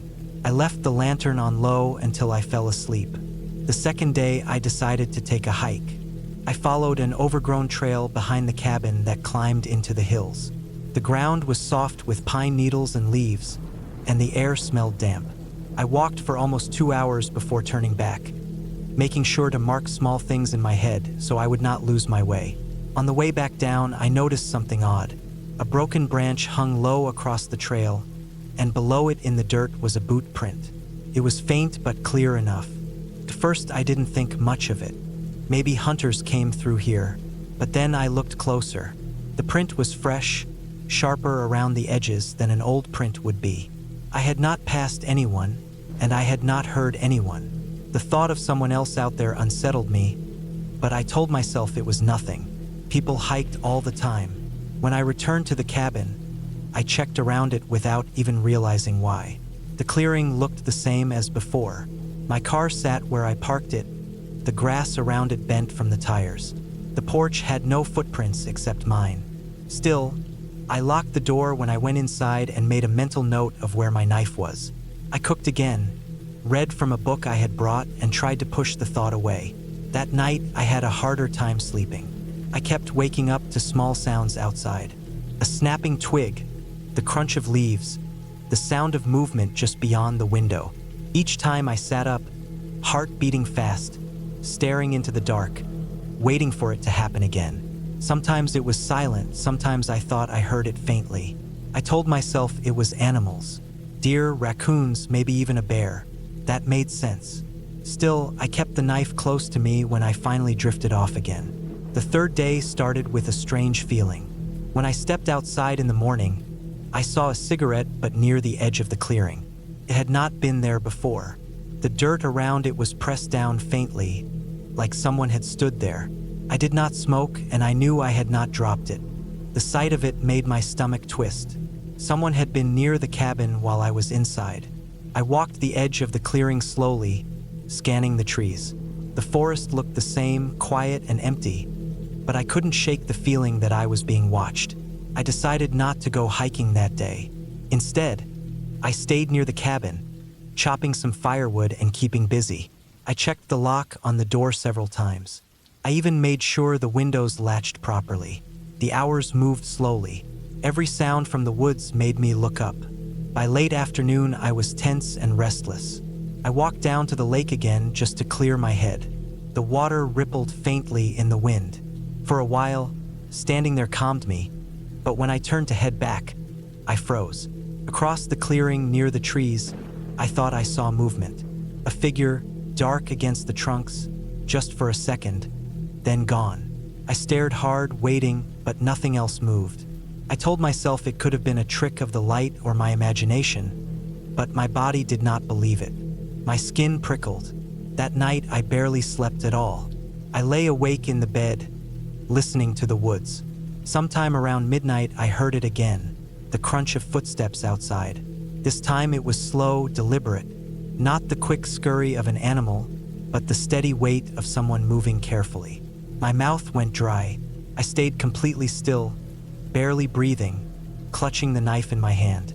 The steps moved around the cabin, circling. At one point, they stopped right outside the window. I stared at the dark glass, certain that if lightning flashed, I would see a face looking in. But there was nothing. After what felt like forever, the steps faded away into the woods. I lay awake until morning, never closing my eyes. When daylight came, I stepped outside cautiously. Around the cabin, I saw them. Footprints, clear, heavy boot prints in the dirt, circling the cabin, stopping at the window, stopping at the door. My hands shook as I traced them with my eyes. Whoever it was had walked all the way around, slowly, deliberately, while I was inside. I felt sick. I knew now that I wasn't imagining things. Someone was out there and they were watching me. I wanted to leave right then, but part of me hesitated. It was still early, and the long dirt road through the forest made me nervous. If someone was out there, what if they were waiting? What if they blocked the road? I weighed my options for hours. Finally, I decided to stay just one more night and leave first thing at dawn. I thought I could handle one more night if I kept alert. That day dragged by painfully slow. I kept the knife on me at all times, even when making food. I stayed inside most of the day, checking the windows often. Each time I looked out, the forest stared back at me, calm and silent. By evening, I was exhausted but too wired to rest. I double-checked the lock, shoved a chair under the door handle, and pulled the curtains tight. Night fell heavy and dark. For a while, it was quiet. Then, sometime deep into the night, the sound started again. Footsteps, slow, steady, circling. My chest tightened. The steps moved closer, then paused.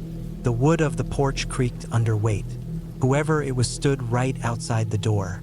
I gripped the knife so tight my hand hurt. The doorknob rattled faintly, once, twice, as if tested. Then silence. For a long stretch, nothing. I sat there frozen, heart pounding. Then, from the side window, a shadow passed quickly across the curtain. Someone was moving around the cabin again. I didn't sleep at all. I sat awake until the first light of morning crept through the curtains. When it was bright enough, I grabbed my bag, stuffed everything inside, and ran to the car. I didn't care about breakfast, didn't care about cleaning up. I just wanted out. The clearing was quiet, but I felt eyes on me the whole time. I threw my things in the back seat, started the engine, and drove as fast as I could down the dirt road. My hands shook the whole way. It took nearly an hour to reach the paved road, and only then did I start to breathe easier. I checked the rearview mirror constantly, half expecting to see another vehicle following, but the road stayed empty. When I finally saw a gas station, I pulled over, sat there for a long time, and tried to calm down. My body still buzzed with fear. I never went back to that cabin. Later, when I told my cousin what happened, he admitted he had felt uneasy there too, years before, though he never saw anything. He said maybe hunters used those woods, maybe squatters. But in my mind, I know it wasn't random. Whoever was out there knew I was alone.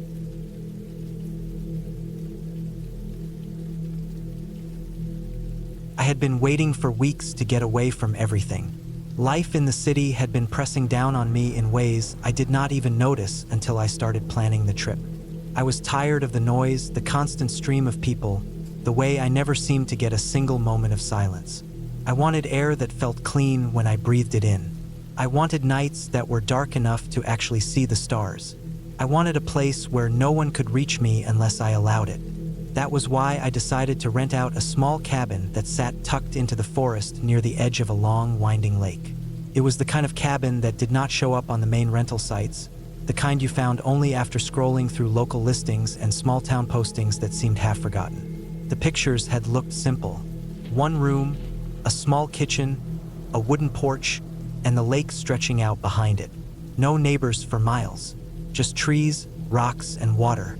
The kind of place where you could lose track of time and maybe even yourself if you let your mind wander too far. That was what I thought I needed. The drive up had taken most of the day. By the time I reached the dirt road that led to the cabin, the sun was already beginning to drop lower in the sky. The road was rough, more like a track cut into the woods than an actual road, and my car shook so hard I worried about my suspension. It went on for miles, the trees closing in tighter, the road twisting until I wondered if I had somehow gotten lost. But then the trees broke open, and I saw the lake, dark blue and glassy, with the cabin sitting a short way up from the waterline. I parked near the side of the cabin, gravel crunching under my tires. The silence hit me right away. It was not the kind of silence you find in a quiet neighborhood or late at night in the city. This was heavy, almost complete. I could hear my own footsteps on the wooden porch as if they were being amplified. I unlocked the door with the code the owner had sent me and stepped inside. The inside was even more basic than the photos suggested. A single bed pushed up against the wall. A small wood stove in the corner. Shelves with some old books stacked haphazardly.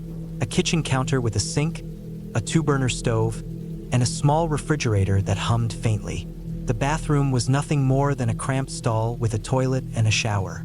Everything smelled faintly of wood, damp air, and something older, like dust that had settled for too long. First, I loved it. I dropped my bag on the floor, opened the windows to let the air in, and stepped out onto the porch. The lake stretched out wide, perfectly still, with a faint mist hanging over it even though the day was warm. I could not see another house. I could not hear anything except the occasional bird somewhere in the trees. That first night, I felt the weight of the quiet more than I expected. I cooked myself a simple dinner, read one of the old books from the shelf by the dim light of the lamp, and listened to the faint crackling of the stove. The cabin creaked now and then, the kind of noises you tell yourself are just wood shifting or the wind pressing against the walls. I convinced myself it was nothing unusual. But when I turned off the lamp and lay in bed, I realized how dark it was. There was no glow from a streetlight, no faint shine from passing cars, just blackness, so complete that I could not even see my hand in front of my face. The second day, I went for a walk around the property. The cabin sat on a clearing that sloped down to the lake. The shore was rocky, with reeds pushing up through the shallow water. Behind the cabin, the forest stretched thick. The trees were close together, tall pines and hardwoods, their branches tangling overhead. The air felt different in there, heavier and damp. The ground was uneven, covered with roots, moss, and leaves. I walked in a little way, but it felt like the kind of woods where it would be easy to lose your direction in just a few steps, so I did not go far. That afternoon, I noticed something strange near the edge of the lake. The mud near the shore was torn up, as if something heavy had moved through it. The prints were wide and spaced out, not like deer tracks or anything small. They almost looked like boots, but bigger and pressed deep. I crouched down, trying to make sense of them, but the mud was too broken to be sure. I told myself it was probably just a large animal. Maybe a moose had wandered down to the water at night. Still, I could not shake the feeling of being watched when I stood back up. The days started to blend together. I would wake up, make coffee, sit on the porch and stare at the lake. I read, wrote in a notebook I had brought, and took short walks. But little things started to unsettle me. Sometimes I would wake up at night and think I heard movement outside the cabin. The crunch of gravel, the snap of a branch. Once, I was sure I heard something scrape against the wall, faint but deliberate. I would sit up in bed, heart pounding, holding my breath, but when I strained to listen, the sound would stop. On the fourth night, I woke up to find the door to the porch standing slightly open. I was certain I had locked it before going to bed. I told myself maybe I had not closed it all the way, and the wind had pushed it open. But when I went outside with a flashlight, the air was still, not even a hint of wind. The ground near the steps looked disturbed. The gravel shifted like someone had walked across it. I stood there in the beam of my flashlight, sweeping it across the trees, but the darkness was too thick. It swallowed the light, and beyond a few feet, I could not see anything. The next morning, I checked my car. The doors were locked, but there was dirt smeared along the side, high up near the window, like something had brushed against it. The prints looked like the shape of a hand, but larger, with the streaks dragging down toward the handle. I felt a deep unease settle in me then. This was not just the woods playing tricks. Someone was around. I considered leaving that day, but I told myself I was being paranoid. Maybe I had brushed against the car myself without realizing. Maybe the marks by the lake were just animals. I tried to shake it off, but the rest of the day I kept glancing at the trees, half expecting to see someone standing there. That night I could not sleep. Every creak of the cabin made me tense. Around midnight I heard it again. The sound of someone walking outside, slow steps in the gravel, circling the cabin. I froze, barely breathing. The steps paused, then moved again, this time along the side where the bedroom window was. I lay perfectly still, terrified that if I moved, whoever it was would know I was awake. After what felt like forever, the sound drifted away. I stayed awake until dawn, staring at the ceiling, ears straining for any noise. When I stepped outside in the morning, the ground near the porch was marked with footprints. Large, heavy boots, the same shape I had seen by the lake.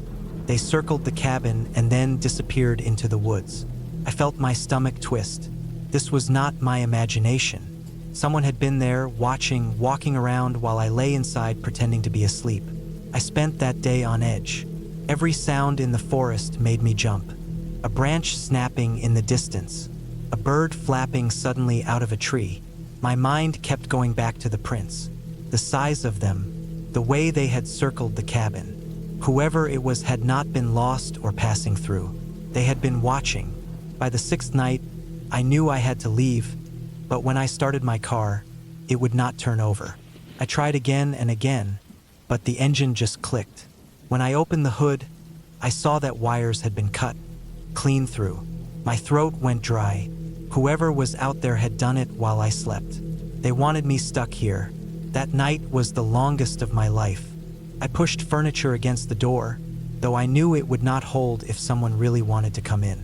I sat up with a flashlight and the heaviest thing I could find, a fire poker, clutched in my hand. Hours crawled by. Every creak of the cabin sounded louder. Every shadow looked darker. At some point in the night, I heard the porch boards groan. Slow, deliberate steps. They stopped right outside the door. I held my breath, heart slamming in my chest, waiting for the sound of the handle turning. But it never came. After a long pause, the steps retreated. When the sun rose, I was still sitting there, shaking from exhaustion. I knew I could not stay another night. I packed a bag with water, food, and the little gear I had, and I left the cabin behind. I headed down the dirt road on foot, glancing back every few minutes, sure I would see someone following. The woods pressed in around me, silent except for my own footsteps and the pounding of my blood in my ears. It took hours, but eventually I reached the main road. A car passed, and I waved it down, desperate, exhausted, and more relieved than I had ever been in my life. I never went back for the rest of my things. The thought of returning to that cabin, of walking back into the silence and finding more footprints waiting for me, was too much. I learned later from the tow company that when they went to retrieve my car, the cabin was empty, but the ground around it was marked with more prints. Large boot tracks circling, waiting. I realized then that whoever had been out there had not been trying to scare me. They had been waiting for me to make a mistake, to open the door, to let my guard down. And if my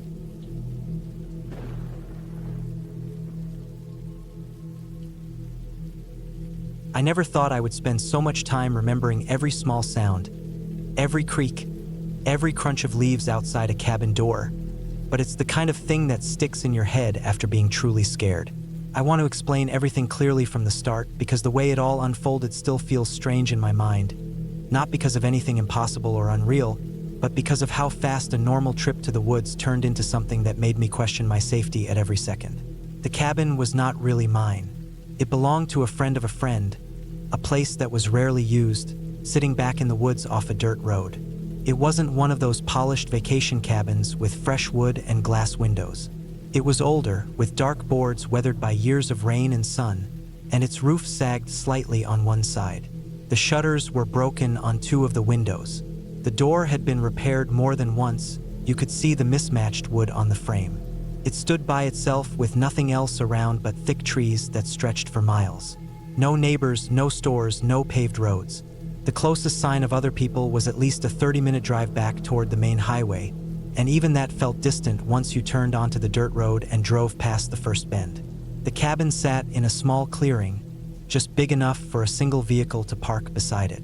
Behind it, the trees grew thicker and darker. To the side, a narrow path, hardly more than a line of pressed soil, wound back into the woods. I had been told it led to a small lake, but I hadn't gone down it yet. I had brought enough supplies for 3 nights. Canned food, bottled water, a small cooler with ice, a flashlight, a lantern, and a sleeping bag. The cabin had no power and no running water. Inside, there was a small stove that looked like it had last been used decades ago. A single table with one broken leg propped up by a piece of wood, and a narrow bed frame without a mattress. The floorboards were uneven and squeaked when you stepped on the wrong ones. There was a smell that I noticed right away too, a mix of damp wood and something old, like dust that had been locked in for years. The first night was fine. I read a book by lantern light, ate some canned beans straight from the can, and listened to the forest sounds outside. The crickets were constant, and every so often I heard the rustle of leaves when something small moved through the brush. I was used to that sound. I grew up near woods, and I knew what rabbits or raccoons sounded like at night. It didn't bother me, but the second night was different. That day I had gone for a long walk along the dirt road, just to get a sense of the area. The air was still and heavy, the kind of air before rain. Clouds hung low and gray, though it never actually rained. I walked for over an hour, saw no other cars, no signs of people, just endless trees and a few broken fences that seemed to have been abandoned a long time ago. I came back in the late afternoon and made myself a small meal. As night fell, I lit the lantern again and sat at the table. The woods outside were louder than the night before. The crickets seemed sharper, more insistent, and the wind had picked up, moving through the trees in long sighs. I tried to focus on my book, but I noticed something that pulled me away from it: the sound of crunching leaves. It was steady, not the quick scurrying of a small animal, not the heavy bounding of a deer. It was slow, deliberate, like footsteps. At first, I thought I was imagining it. I blew out the lantern to listen better, and the cabin was swallowed in darkness. That was when I heard it more clearly. Crunch, pause, crunch, pause, coming from the trees near the back of the cabin. I sat there, frozen. I told myself it could be a larger animal, maybe a bear moving carefully through the brush. But the pattern of the steps didn't feel like an animal. They were even spaced out the way a person would walk. After a while, the sound stopped. I waited in the dark, my ears straining. All I could hear was the wind. I forced myself to relight the lantern, telling myself I was being paranoid. But something about it stuck with me the rest of the night. I didn't sleep well. Every time I drifted off, I thought I heard movement outside again. The third day, I was restless. I kept going to the windows, peering out, expecting to see someone standing in the tree line. I checked the dirt road for tracks, but the ground was too hard, and I couldn't tell if anyone had been there. I walked around the cabin, looking for signs of animals or people. There were patches of disturbed leaves behind the cabin, but I couldn't say for sure what caused them. I tried to convince myself it was nothing. That evening, I set the lantern on the table again and made sure my flashlight was close at hand. I even kept a heavy stick I found outside near me, just in case. The woods grew dark quickly, and once again the sounds began. At first, it was the usual night noises, but then I heard it again. The crunch of leaves in slow, steady intervals. This time it was closer to the side of the cabin, near the narrow path leading to the lake. I turned off the lantern right away and held my breath. The footsteps came closer, then stopped. Silence stretched on, so long I thought maybe I had imagined it. But then the wooden boards on the side of the cabin creaked, the way they would if someone pressed their weight against them. My skin prickled. I gripped the stick tight in my hand, staring at the door. I didn't move. I didn't even breathe loud. Whoever or whatever was out there was standing right beside the cabin. I could feel it. Minutes dragged by. Then came the soft scrape of something against the wall, like a hand brushing over the wood. It moved slowly along the side, heading toward the back. I stayed in place, frozen, the lantern dark. Eventually the sound faded, replaced again by the constant noise of crickets. I sat there in the dark for hours, too afraid to move, until exhaustion finally pulled me into a restless sleep at the table. When I woke, the sun was coming through the cracks in the shutters. I stepped outside slowly, gripping the stick. I looked around the cabin. The dirt near the wall showed faint marks, not clear footprints, but enough disturbance that I knew something or someone had been there. That was when I decided to leave. I packed my things quickly, stuffing my supplies back into the cooler and bag. The entire time I kept glancing toward the trees, half expecting to see someone step out. My hands shook as I loaded everything into my car. When I turned the key, the engine sputtered but wouldn't catch. I tried again. Nothing. I tried a third time, pumping the gas, and the car just whined. My chest tightened. The car had been fine when I drove in. I popped the hood and checked, though I didn't know much about engines. What I did see made me cold inside. The battery cables had been loosened. That was the final proof I needed. Someone had been there during the night, close enough to the cabin, bold enough to tamper with my car while I sat just feet away inside. I tightened the cables with trembling hands and tried again. This time, the engine roared to life. I didn't waste a second. I slammed the hood, threw myself into the seat, and drove off down the dirt road, my eyes flicking constantly to the rearview mirror. The whole way out, I expected to see someone standing in the middle of the road or following me through the trees. But the road stayed empty, the woods silent. When I finally reached the highway, I pulled over and sat in the car, my hands gripping the wheel so hard they hurt. I stayed there until my breathing slowed, until I felt like I could trust myself to drive again. I never went back to that cabin. I never even asked about it. I didn't want to know who had been out there in the woods, walking slow circles around it at night, pressing their hands against the walls, loosening the cables of my car while I sat unaware inside. What I do know is that it wasn't an animal, and it wasn't my imagination. It was someone who knew I was there, and someone who wanted me to stay.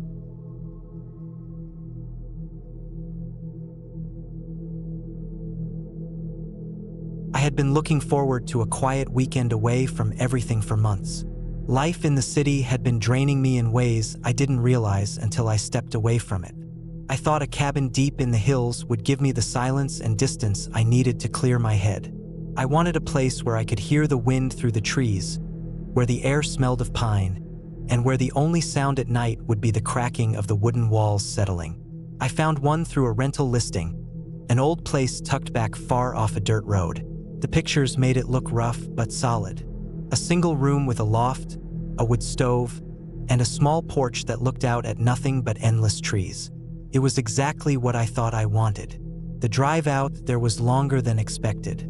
The paved road ended after an hour, and then the path became a thin strip of dirt winding through thick forest. The trees leaned heavy over the road, their branches forming a tunnel that blocked most of the sunlight. I didn't see another vehicle for miles. My phone had lost service long before, and my GPS map had frozen on a blank screen. The directions I had printed told me to follow the road until I saw an old wooden post with a faded red mark, then take the unmarked turn. When I finally saw it, I almost missed it. The paint was chipped and worn down, and the post leaned as if it had been there for decades. I turned and followed the path, the tires of my car crunching over gravel and loose branches. The cabin appeared after several minutes, tucked back in a small clearing. It was smaller than I expected, with a roof that slanted hard on one side and dark wooden walls stained with age. The porch steps sagged in the middle, and the single window beside the door reflected nothing but the trees behind me. It looked abandoned, though I knew it was meant for rentals. For a moment, I thought about turning back, but the drive had been long, and the stillness of the clearing gave me a strange sense of calm. I parked the car, grabbed my bag, and stepped up to the porch. The key was waiting for me under a loose board, just as the listing had said. Inside, the air was cool and heavy, smelling of wood and something faintly metallic, maybe rust. The single room had everything I needed: a small table, a few chairs, a wood stove with a stack of firewood beside it, and a ladder leading up to a loft where the bed was. There was no electricity, no running water, just a couple of lanterns and jugs of water stacked against the wall. I liked it. It felt separate from everything I had been trying to escape. The first day was quiet. I unpacked, set my things neatly by the wall, and went outside to walk the clearing. The woods pressed in from all sides. The trees were tall and thick, their trunks close together, the undergrowth dense enough that I could only see a few feet in. Every now and then, I thought I heard movement deeper in the forest, branches snapping or something shifting in the leaves. It wasn't unusual. Animals lived out here, and I told myself it was probably a deer or maybe a raccoon. Still, the sound of something unseen moving just beyond sight gave me a tight feeling in my chest. That night, I lit the lanterns and started a small fire in the stove. The wood crackled, filling the cabin with heat. The night outside was silent, darker than I had ever seen before. In the city, even on the quietest streets, there's always some glow from lights. Out here, it was total blackness, the kind that pressed against the windows like a solid wall. I tried to read a book I had brought, but my eyes kept drifting to the window. The lantern light reflected off the glass, making it impossible to see out. My mind filled in the dark with shapes that weren't there. I climbed into the loft bed early, pulling the blankets up tight, and forced myself to sleep. The second day started the same. I made a small breakfast, drank water from one of the jugs, and went for a walk. I followed a faint trail that led from the clearing into the woods. The deeper I went, the less sound I heard. The birds stopped. The air grew heavy. After half an hour, I turned back. I didn't want to get lost, and the forest seemed endless. When I returned, I noticed something strange. One of the chairs on the porch had shifted. I remembered leaving it tucked close to the table, but now it sat angled toward the trees, as if someone had been sitting in it. I stood there for a while, staring at it. Maybe I had moved it without realizing. Maybe I had brushed against it when I brought my bag inside. I told myself that, but the thought didn't feel solid. I put the chair back in place and went inside. That night, I couldn't sleep. The fire had died down, and the cabin creaked with the shifting of wood. Every now and then, I heard something outside. It wasn't the normal rustle of wind in leaves. It was slower, heavier. A branch snapping, then silence. The crunch of something on the ground, then nothing. I lay in bed, staring at the ceiling, holding my breath. The sounds came and went, each time closer, each time sharper. I tried to tell myself it was animals, maybe a bear wandering near the clearing. But bears don't move like that. They don't stop and start, pausing just long enough to make you listen harder. At one point, I thought I heard steps on the porch. A soft thud, then another. The wood groaned under weight. I stayed still, gripping the blanket so tight my fingers ached. I didn't move until the sounds faded. Hours passed before I finally drifted into a restless sleep. The next morning, I walked outside and froze. The chair had moved again. This time it wasn't just shifted slightly. It was halfway across the porch, turned directly toward the door. I stared at it for a long time, my stomach tightening. There was no way I could have done that myself. Someone had been here. Someone had sat in it, facing the cabin. I walked the clearing, looking for signs. The ground was hard, packed dirt and patches of grass. But near the edge of the trees, I saw impressions in the soil. Not clear footprints, but disturbances where the earth had been pressed down. I couldn't tell how many or how big, but they were fresh. That day, I stayed close to the cabin. I kept checking the porch, kept looking out the window. Every small sound in the woods made me tense. The shadows between the trees seemed thicker, like something was standing just out of sight. I lit the stove early, trying to keep myself busy, but I couldn't shake the feeling that I was being watched. That night was worse. The noises came again, louder this time. Definite steps in the dirt, branches cracking under weight. Something circled the clearing. I could hear it moving from one side to the other, pausing, then moving again. I didn't light the lanterns. I sat in the dark, heart pounding, listening. Hours stretched out, broken by sudden cracks of wood outside. When the steps finally came onto the porch again, I thought my chest would explode. Slow, deliberate. The wood creaked, then silence. I didn't breathe. I stayed frozen, waiting. After what felt like forever, the sound drifted away. In the morning, the chair was gone. Not moved, gone. I searched the porch, the clearing, even the tree line. Nothing. It was as if it had been taken. I felt sick. Whoever had been out there wasn't just wandering through. They were playing with me. I lasted one more night. It was the longest of my life. The steps came again, circling, stopping, starting. At one point, I heard the door handle rattle. Just once, but enough to make me shake. I held a piece of firewood in my hands, ready to swing, but the door never opened. At first light, I grabbed my bag, ran to my car, and left. The road out felt endless, the trees pressing in tighter with every turn. I didn't look back once. When I finally reached pavement and saw a cell signal return to my phone, I pulled over and sat for a long time, trying to calm my shaking hands. I thought about calling someone, but what would I say? That someone had moved a chair? That I heard steps in the night? There was no proof, nothing solid. But I know what I heard. I know someone was there, watching me, waiting, and I know I'll never go back to a cabin like that again.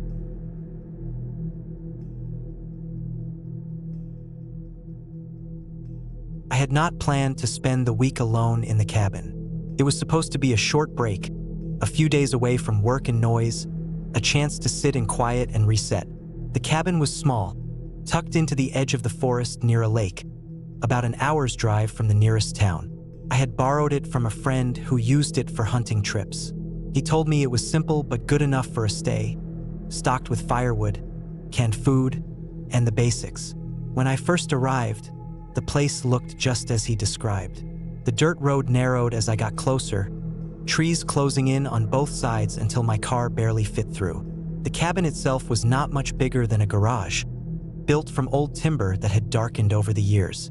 A small porch leaned slightly to one side, and the windows had thin wooden shutters that looked like they had been there for decades. Behind it, the woods stretched deep, thick with pine and birch, and the air smelled damp and earthy. The first day felt peaceful. I unpacked slowly, placing my clothes into a small wooden dresser, setting up my sleeping bag on the narrow bed, and checking the kitchen.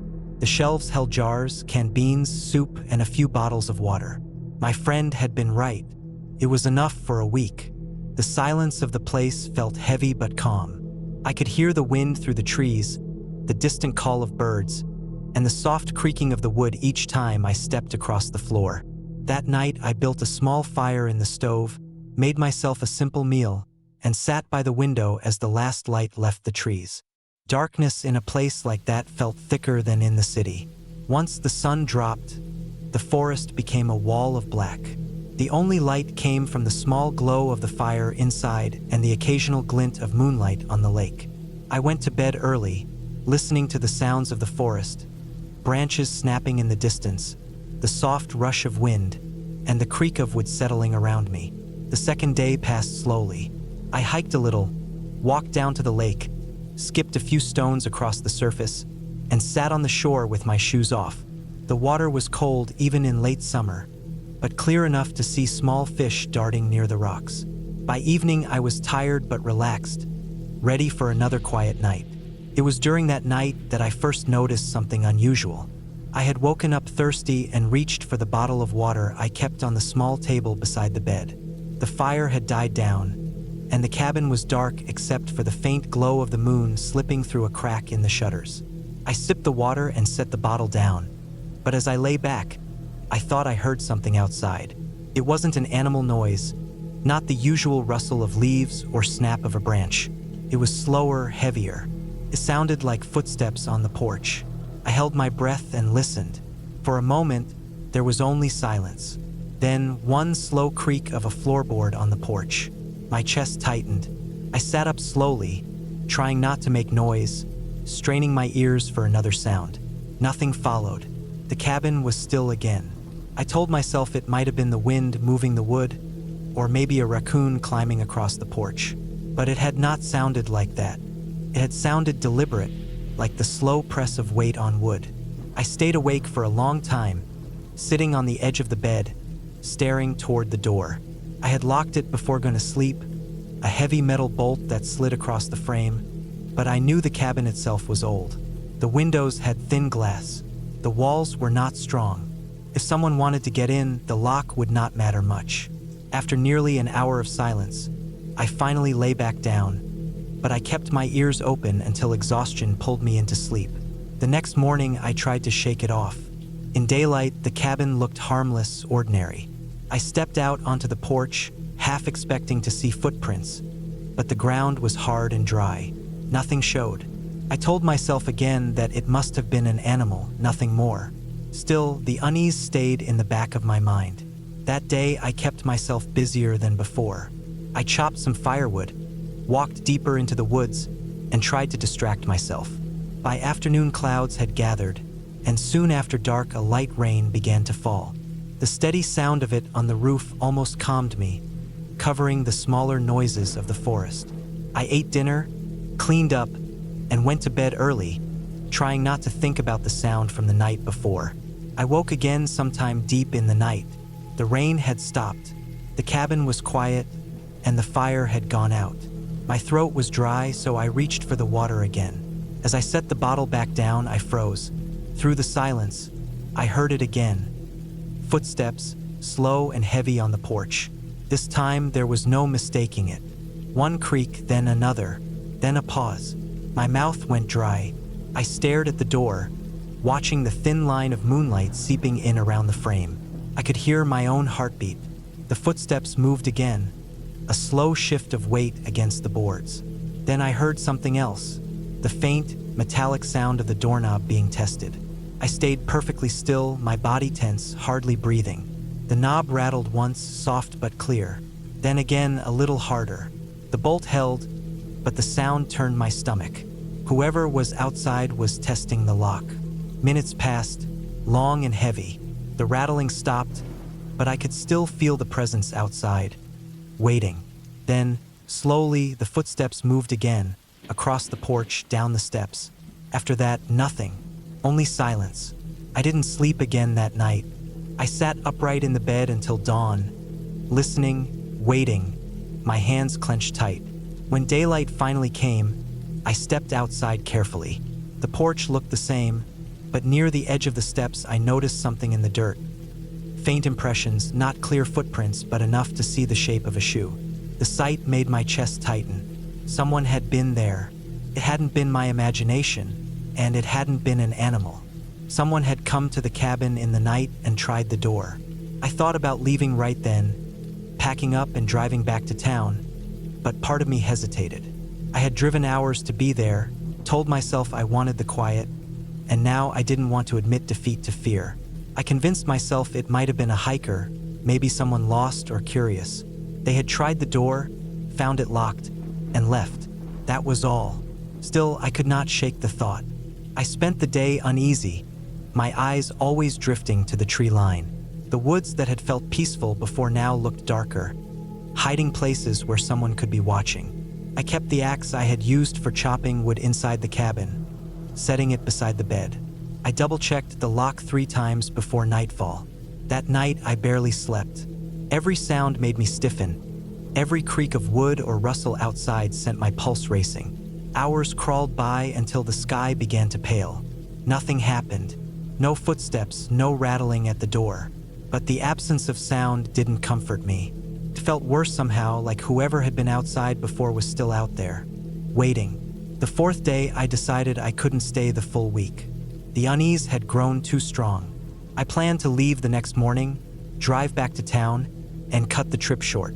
I spent the day quietly, avoiding the woods, staying close to the cabin. By evening, I had my bag packed and ready.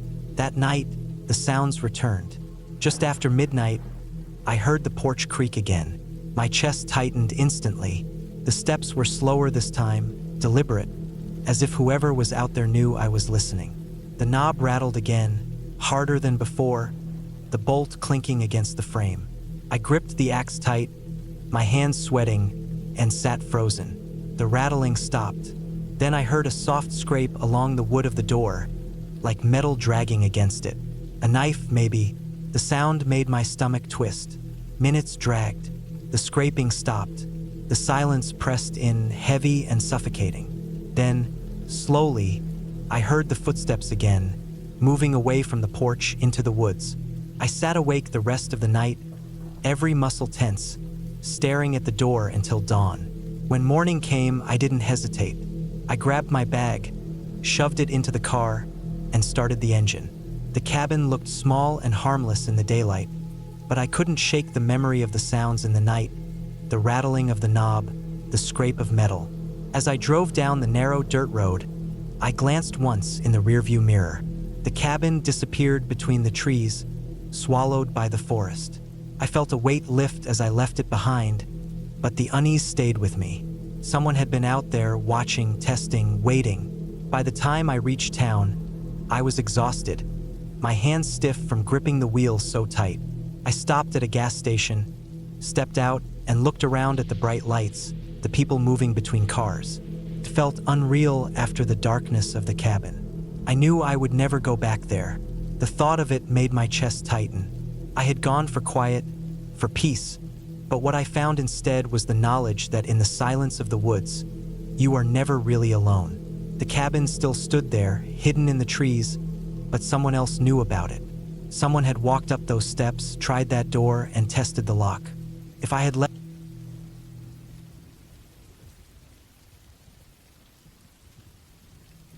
I had always liked the idea of spending time alone in a cabin, far away from noise, far away from people, and far away from everything that felt like pressure in life.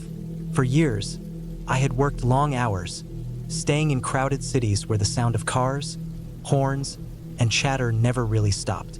It had worn me down. I told myself that 1 week in the woods, cut off from distractions, would be good for me. It would let me reset my head and breathe again. The cabin wasn't mine. I had found it through a rental listing online. The photos showed a small wooden place sitting in a clearing surrounded by tall pines. It had one room, a loft above, and a wood stove. The listing said it had running water from a well and solar panels for light, but no internet, no cell service, and no neighbors within a mile. That part had been written like a warning, but it was what made me want it. The more cut off, the better, I thought at the time. I drove up late one morning in early autumn. The air was already colder than I expected, the kind of cold that sinks into your sleeves and makes you zip your jacket all the way up.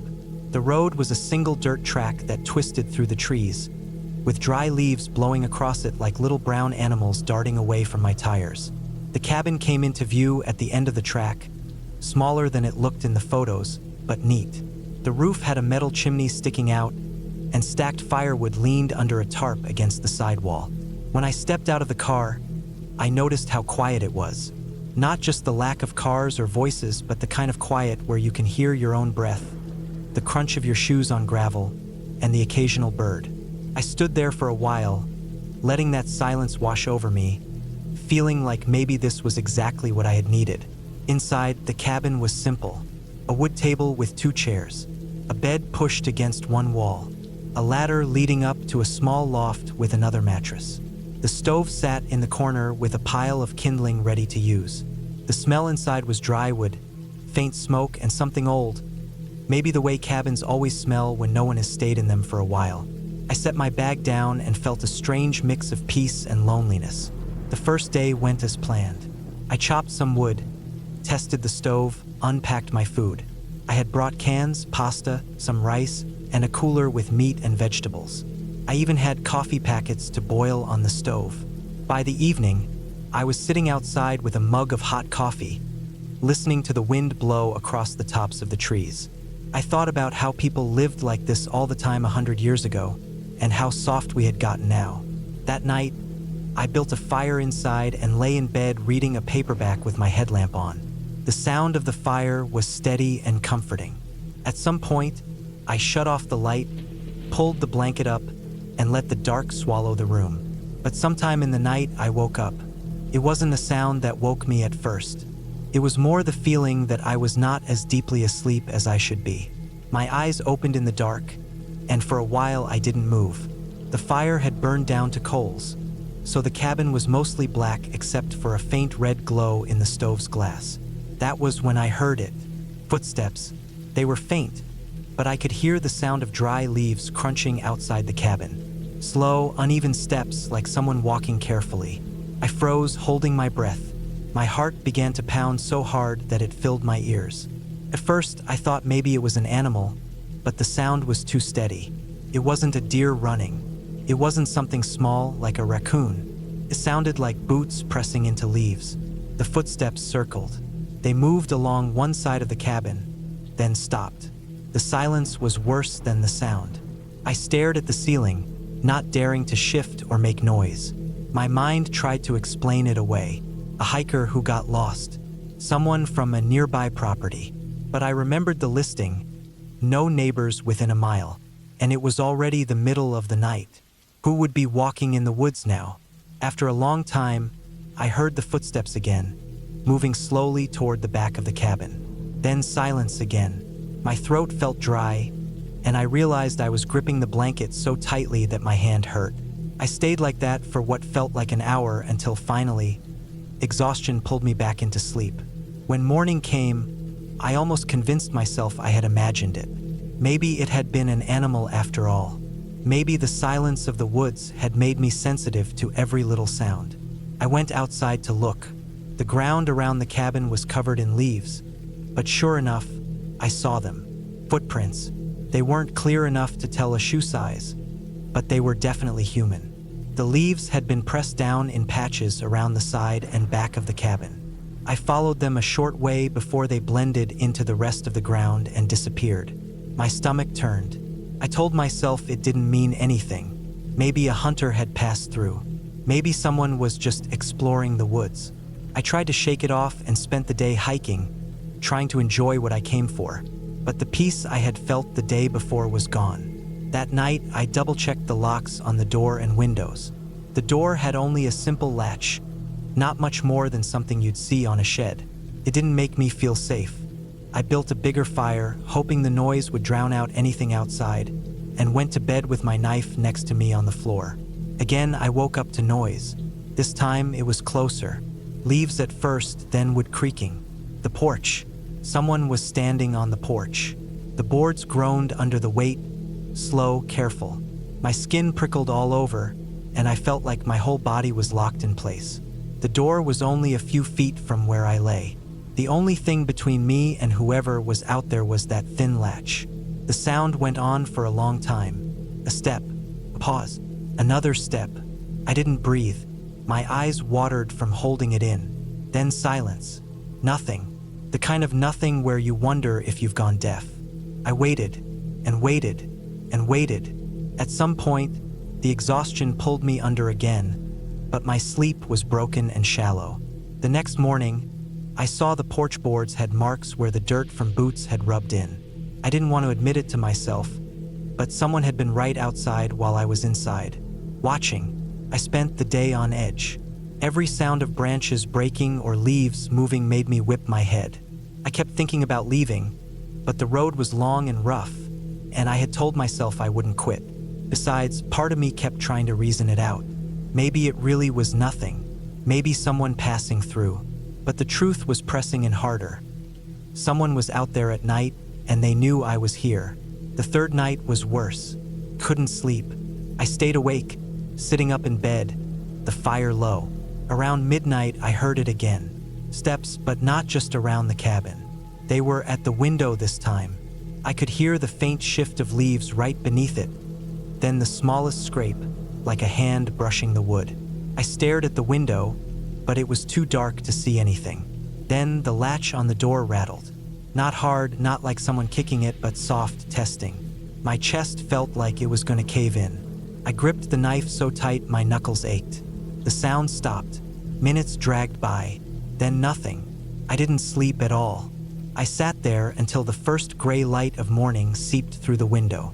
When I finally stepped outside, my stomach dropped. The footprints were everywhere now, circling the cabin, stopping at each window, standing at the door. Whoever it was had been walking around and around while I sat inside, frozen. By then, I knew I couldn't stay. I packed fast, shoving food back into the bag, rolling up my clothes.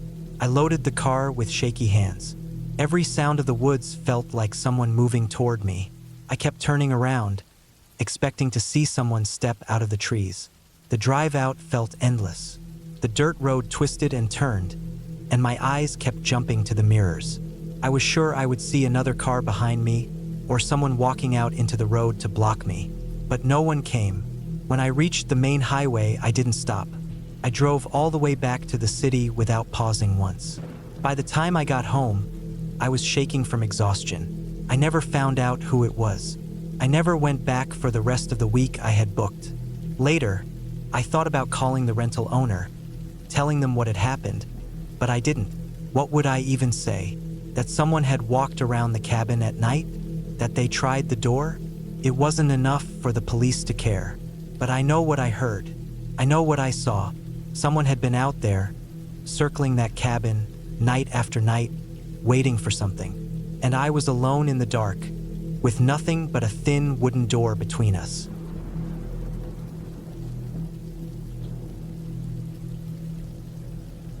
I had always liked being alone in the woods. There was a peace to it, a kind of stillness that I never found anywhere else. I had rented cabins many times before, some smaller and more rundown than others, but I never minded. I liked the distance from people, the quiet nights, the steady rhythm of wind in the trees, and the comfort of being far away from the noise of town. This time, I picked a cabin deep in the forest, a bit older than the ones I was used to, but it had what I wanted. It was isolated. The nearest town was about 30 miles away. There was a dirt road leading up to it, but it was rough, and my truck had bounced for what felt like forever before I reached the clearing. The cabin itself was simple. Wooden walls that showed age, a tin roof that looked like it had been patched more than once, and a small porch out front with 2 steps leading up. Inside, it was one open space with a small wood stove, a table, a bed against the wall, and a few cabinets stocked with old dishes and pans. There was no electricity, just lanterns and a few candles, and the water came from a hand pump outside near the side of the cabin. It felt old but strong, the kind of place where people had stayed for generations when they wanted to be away from everything. The first 2 days were normal. I brought food, enough for a week, mostly canned goods, rice, oats, coffee, and jerky. I set myself a small routine. I woke early with the sunlight, started a fire in the stove, heated water for coffee, then ate something small before heading out to walk the trails around the cabin. There were plenty of animal signs, deer prints, raccoon tracks, and once I saw the wide paw print of what had to be a black bear pressed deep into the mud. I was careful. I carried bear spray on my belt and made noise when I walked deeper into the trees. The air felt clean, and during those first couple of days, I thought I had picked the perfect spot. But by the third night, things began to feel different. It started when I noticed something strange outside near the pump. I had gone out at dusk to fill a pot with water. The light was fading, and the sky had that deep blue shade that comes just before dark. I bent down, worked the handle, and filled the pot, but when I stood up, I thought I saw movement at the edge of the tree line. It was just a flicker, something pale between the darker shapes of the trees, there for only a second before disappearing. I stood still for a long time, listening. The woods can play tricks with your eyes when the light changes. I told myself it was probably a deer, maybe a patch of fur catching the last bit of daylight. Still, I felt a heaviness in my stomach as I went back inside and set the pot on the stove. That night, I had trouble sleeping. The cabin was never completely silent. The old boards creaked with changes in temperature, and the tin roof clicked as it cooled. Outside, the forest moved with wind, branches swayed, and small animals scurried in the brush. But lying there in the dark, I kept hearing something else. It was faint, like a crunch of leaves, slow and deliberate. Not the random sound of a rabbit or raccoon, but a heavy step, then another. I held my breath, waiting. The steps seemed to come closer and then stop. The silence afterward felt heavier than the noise. My heart pounded. I wanted to get up, look out the window, but I couldn't make myself do it. I stayed still in the bed until the sounds faded, convincing myself that maybe a deer had wandered near the cabin and moved on. In the morning, I looked for tracks. The ground was soft from a light rain earlier that week. Around the cabin, I found the usual animal prints, nothing unusual. But near the pump, the mud was pressed down in a way that didn't look like deer hooves or raccoon paws. They were more like shallow impressions, broad and flat, spaced apart like the distance a person would step. I crouched over them for a long time, staring, trying to decide if I was seeing what I thought I was seeing. My chest tightened.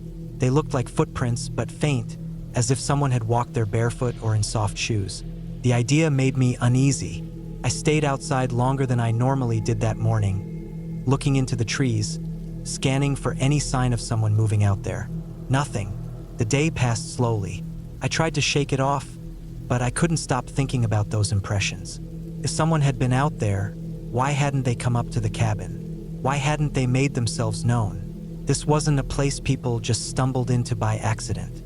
It was too far off the main roads. If there was someone nearby, it meant they had chosen to be here. That night, I locked the cabin door, even though I hadn't done it the first 2 nights. I pushed a chair against it too, just in case. The noises returned around midnight. This time, they were clearer. The slow steps circling, the crunch of branches under weight. I stayed awake in bed, holding my breath, listening to the rhythm of the sounds moving around the cabin. At one point, something brushed against the outer wall, a faint scraping sound, like a hand sliding over wood. My skin went cold. I gripped the flashlight I had by the bed and held it tight, waiting for the sound to come again. It did, softer this time, then nothing. When morning came, I forced myself outside.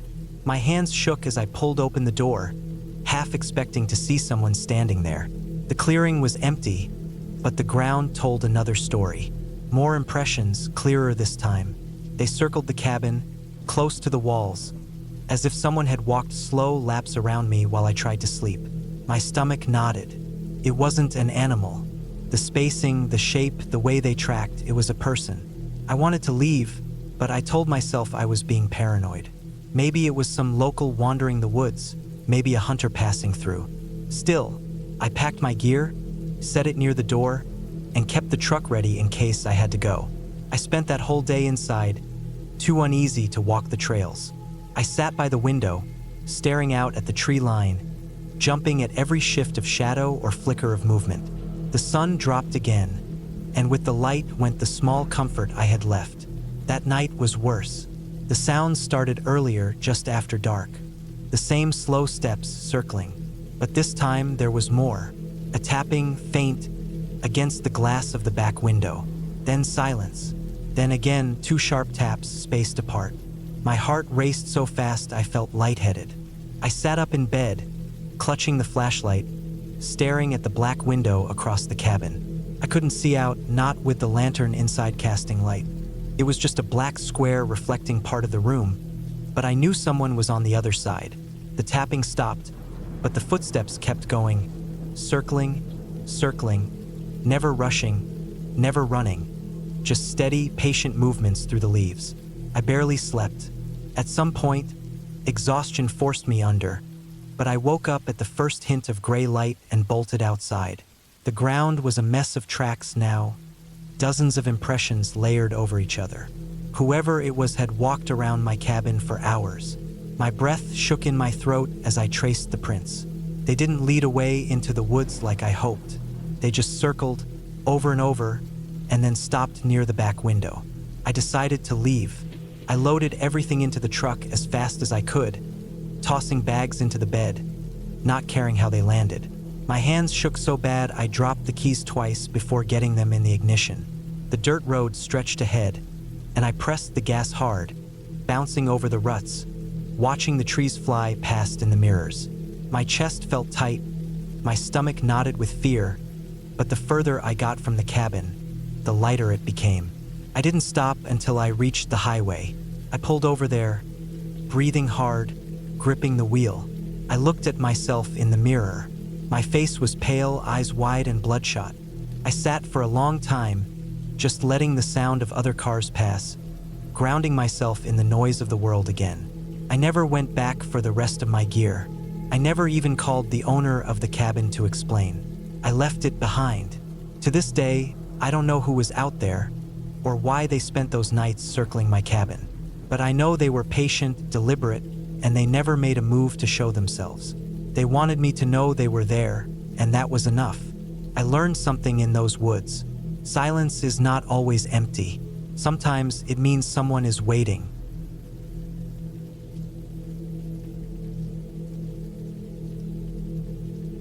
I drove out farther than I should have that morning. The road narrowed the deeper I went, the trees pressing in from both sides, their tall shapes blocking out most of the sky. I had rented a small cabin for a few days, just to get away from work and the noise of the city. It was tucked far back off a dirt trail that I had to crawl down in my old truck, moving slow because of the ruts and rocks that kept jerking the wheels.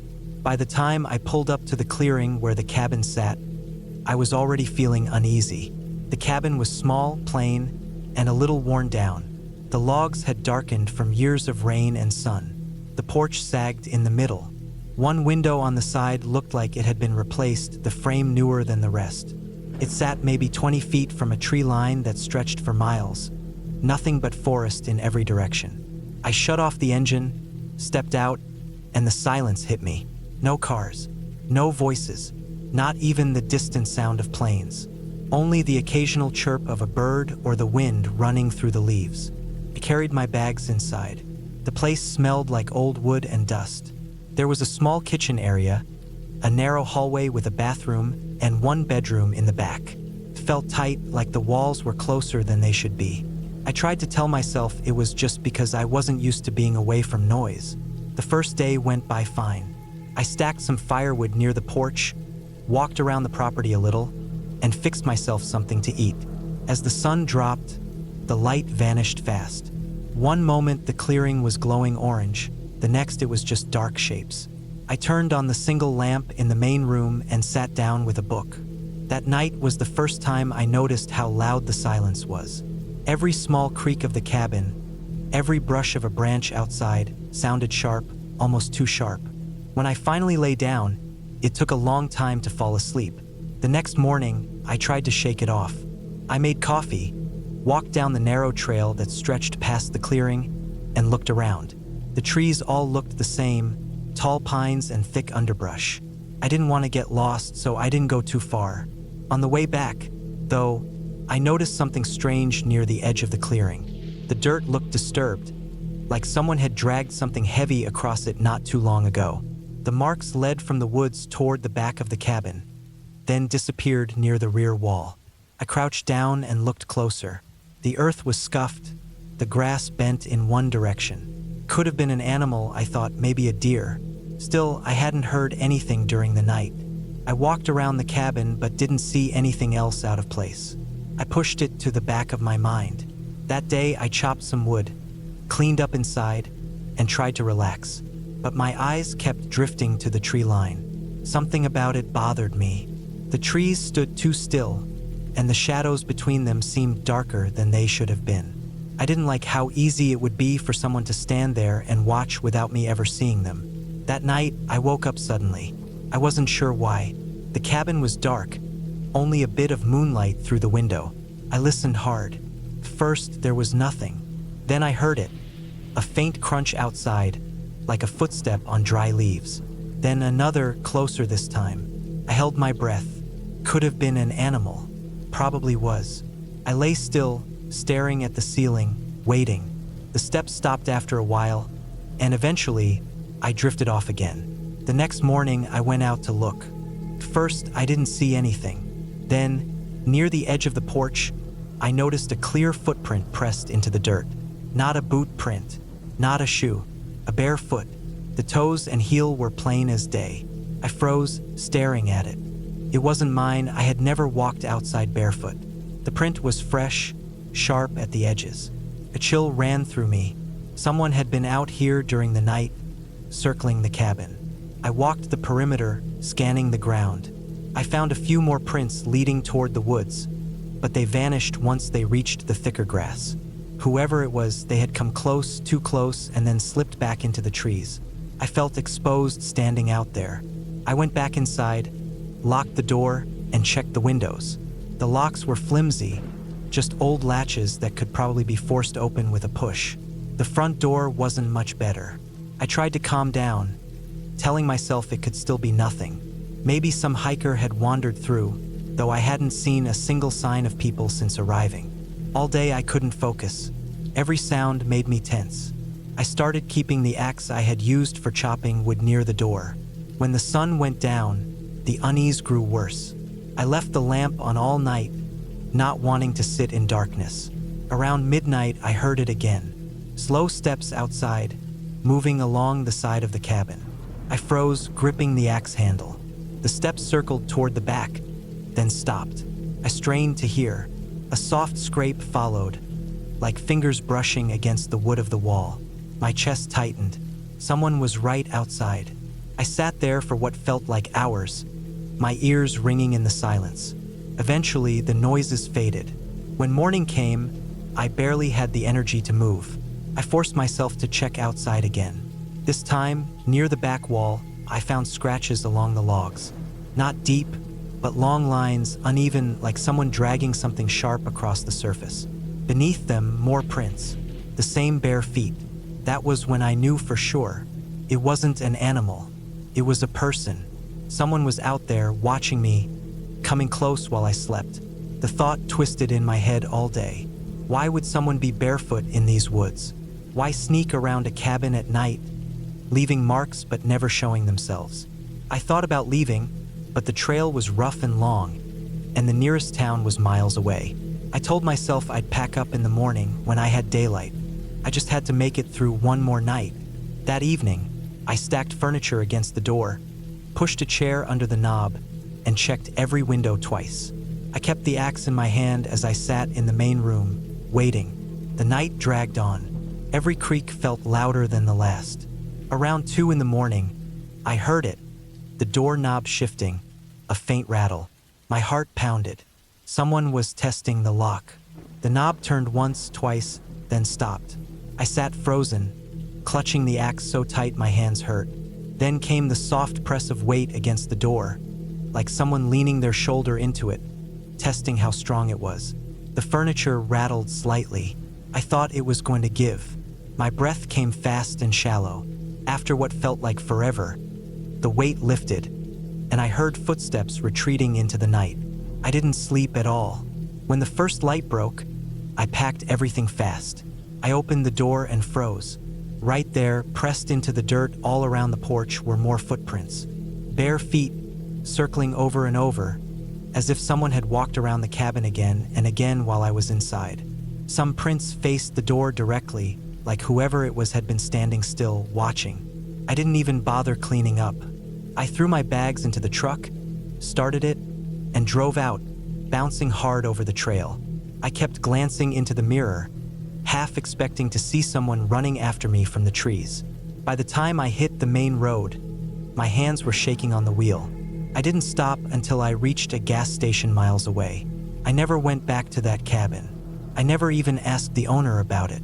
Some things are better not to know, but I'll never forget those prints, circling in the dirt, closer and closer each night.